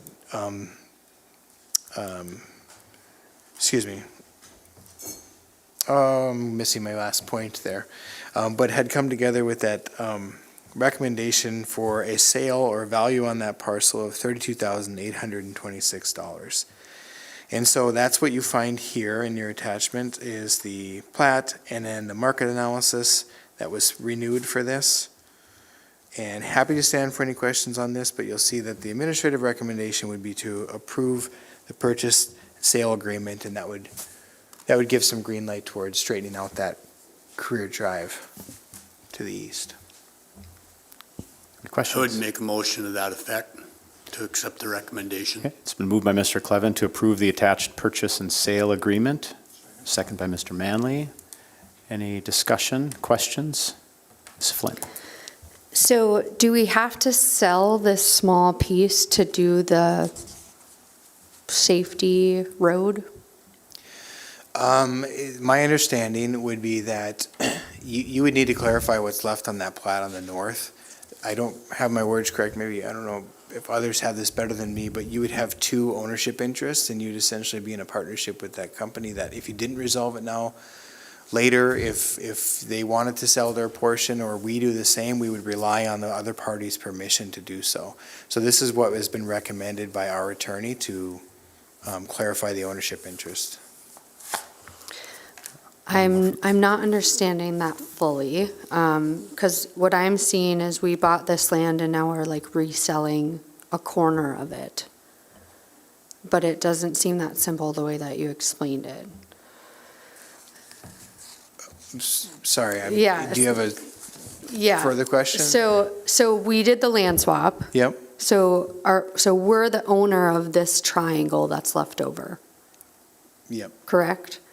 And so what's been proposed then is the city is working with us to sort of redo. The city has planned to renovate Career Drive. After the land swap was agreed to, the question was asked if both parties would be opening to straighten out so both parties is whom? Betis Corporation and Grand Forks Public School District. Okay, so in this case, the school district would lose some property, but lose some property. What does that mean? Sorry, sell. It would be a reduction of square footage. Both in two parts. The Career Drive would actually come onto Grand Forks Public School property, and so in that way you would reduce the amount of square footage associated with that. And then the rest of the agreement is contemplating the sale of what would be stranded on the north side of that road. Because we lose property because now that becomes a public road, right? Right. So then, but would gain an intersection for safety. So we don't own an intersection. Fair. But that's what we would get. And then the loss of the land is not a large amount, nor is it particularly useful portion of the parcel. So I'm not a fan of just getting rid of land because it's not particularly useful. My concern is it's a very small piece of land. I'm glad that we have a buyer, but we now then don't control what goes on that parcel. So we're selling for $32,000, which, great, but we don't control then what goes next to the safety intersection or across from the Career Impact Academy. So I just don't know, like why are we out? Like the attorney is recommending this for some reason. That reason to me is still not clear as to why we have to sell this almost 6,000 foot, which is very small footprint of land parcel. Yeah, I'd be happy to take another swing at that. Just by pointing attention to that plat, that you have Lot A, Block 2, which is that northeastern corner. That has already been land swapped to Betis Corporation. So, the bulk of that property there is already, truthfully, under the control of another company. They can develop it. It's near the facility. And then what this would actually do, Career Drive, would intersect the top portion of the property for which we swapped for, the bank property. And again, you noted just that small yellow triangle, that small parcel would be left on the north side of that road. The ownership of that now square would be confused. And either you're breaking that into two separate plats, and that would also restrict that property's development capability because of ingress and egress and access to that property.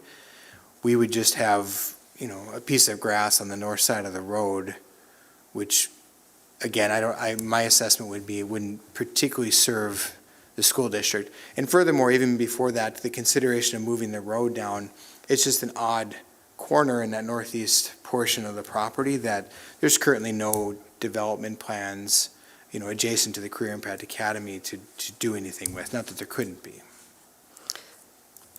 So that makes sense. My concern is that there's been digital billboards that have gone up, there's been towers that have gone up. So this small portion of land, I'm glad that we have a buyer for what we might consider as a non-useful space, but we can't control what goes across the street from the Career Impact Academy. So, I mean, that's like, I don't know.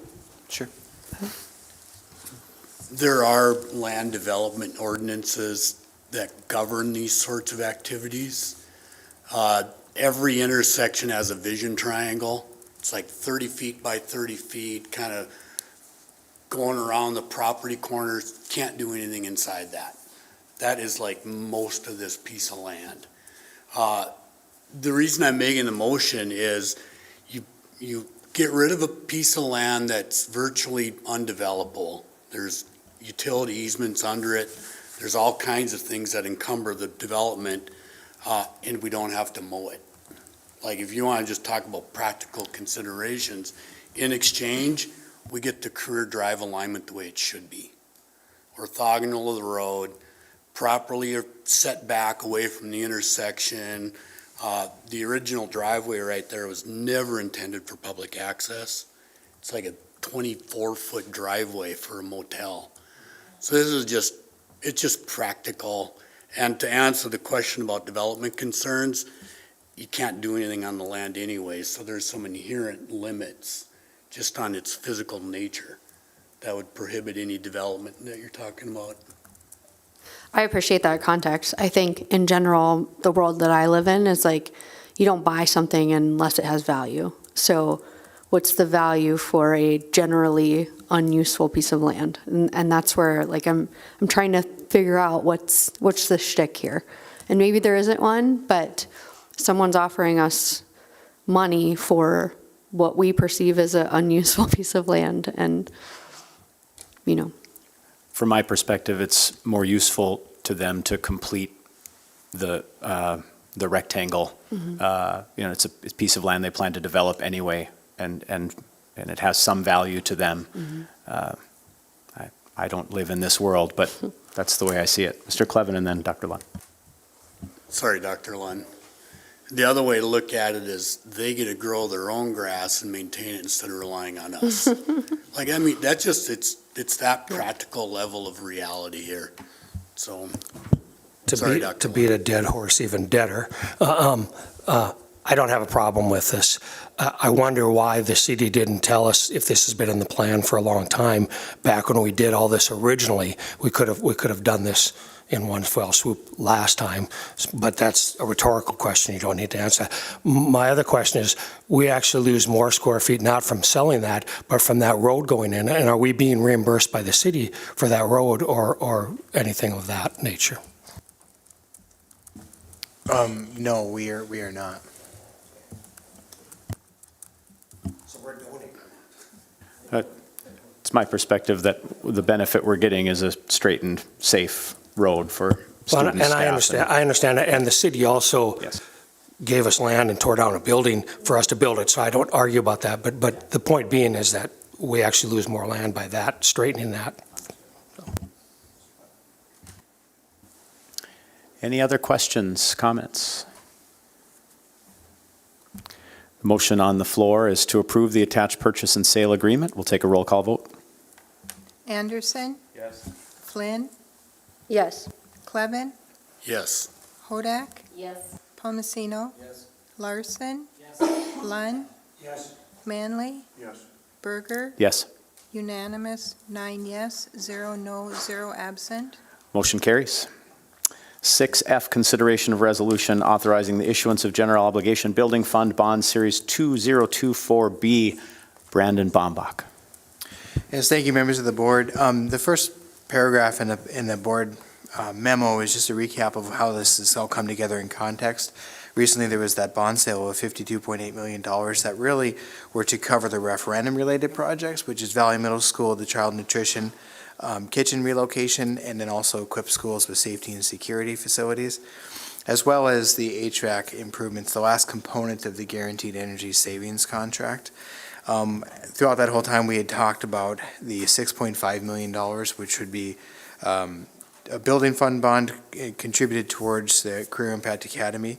That has been held out as it sat through its own protest period. It's coming back here today after having gone through that protest period and received no protests.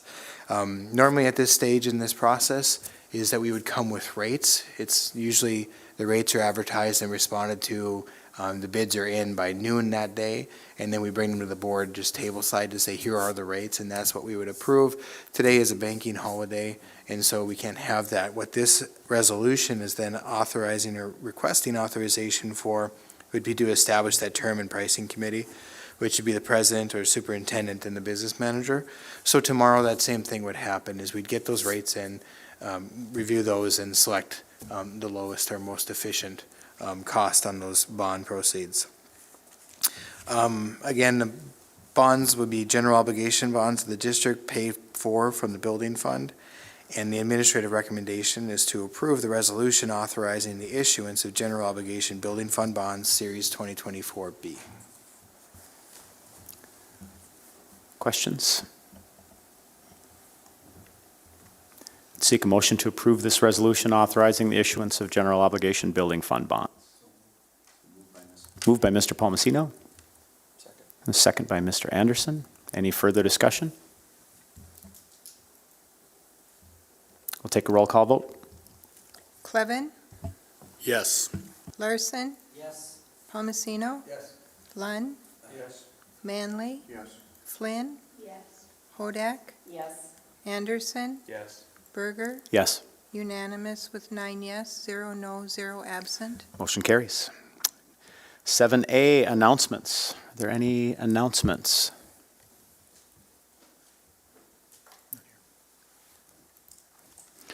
Seven B, any board requests for future consideration?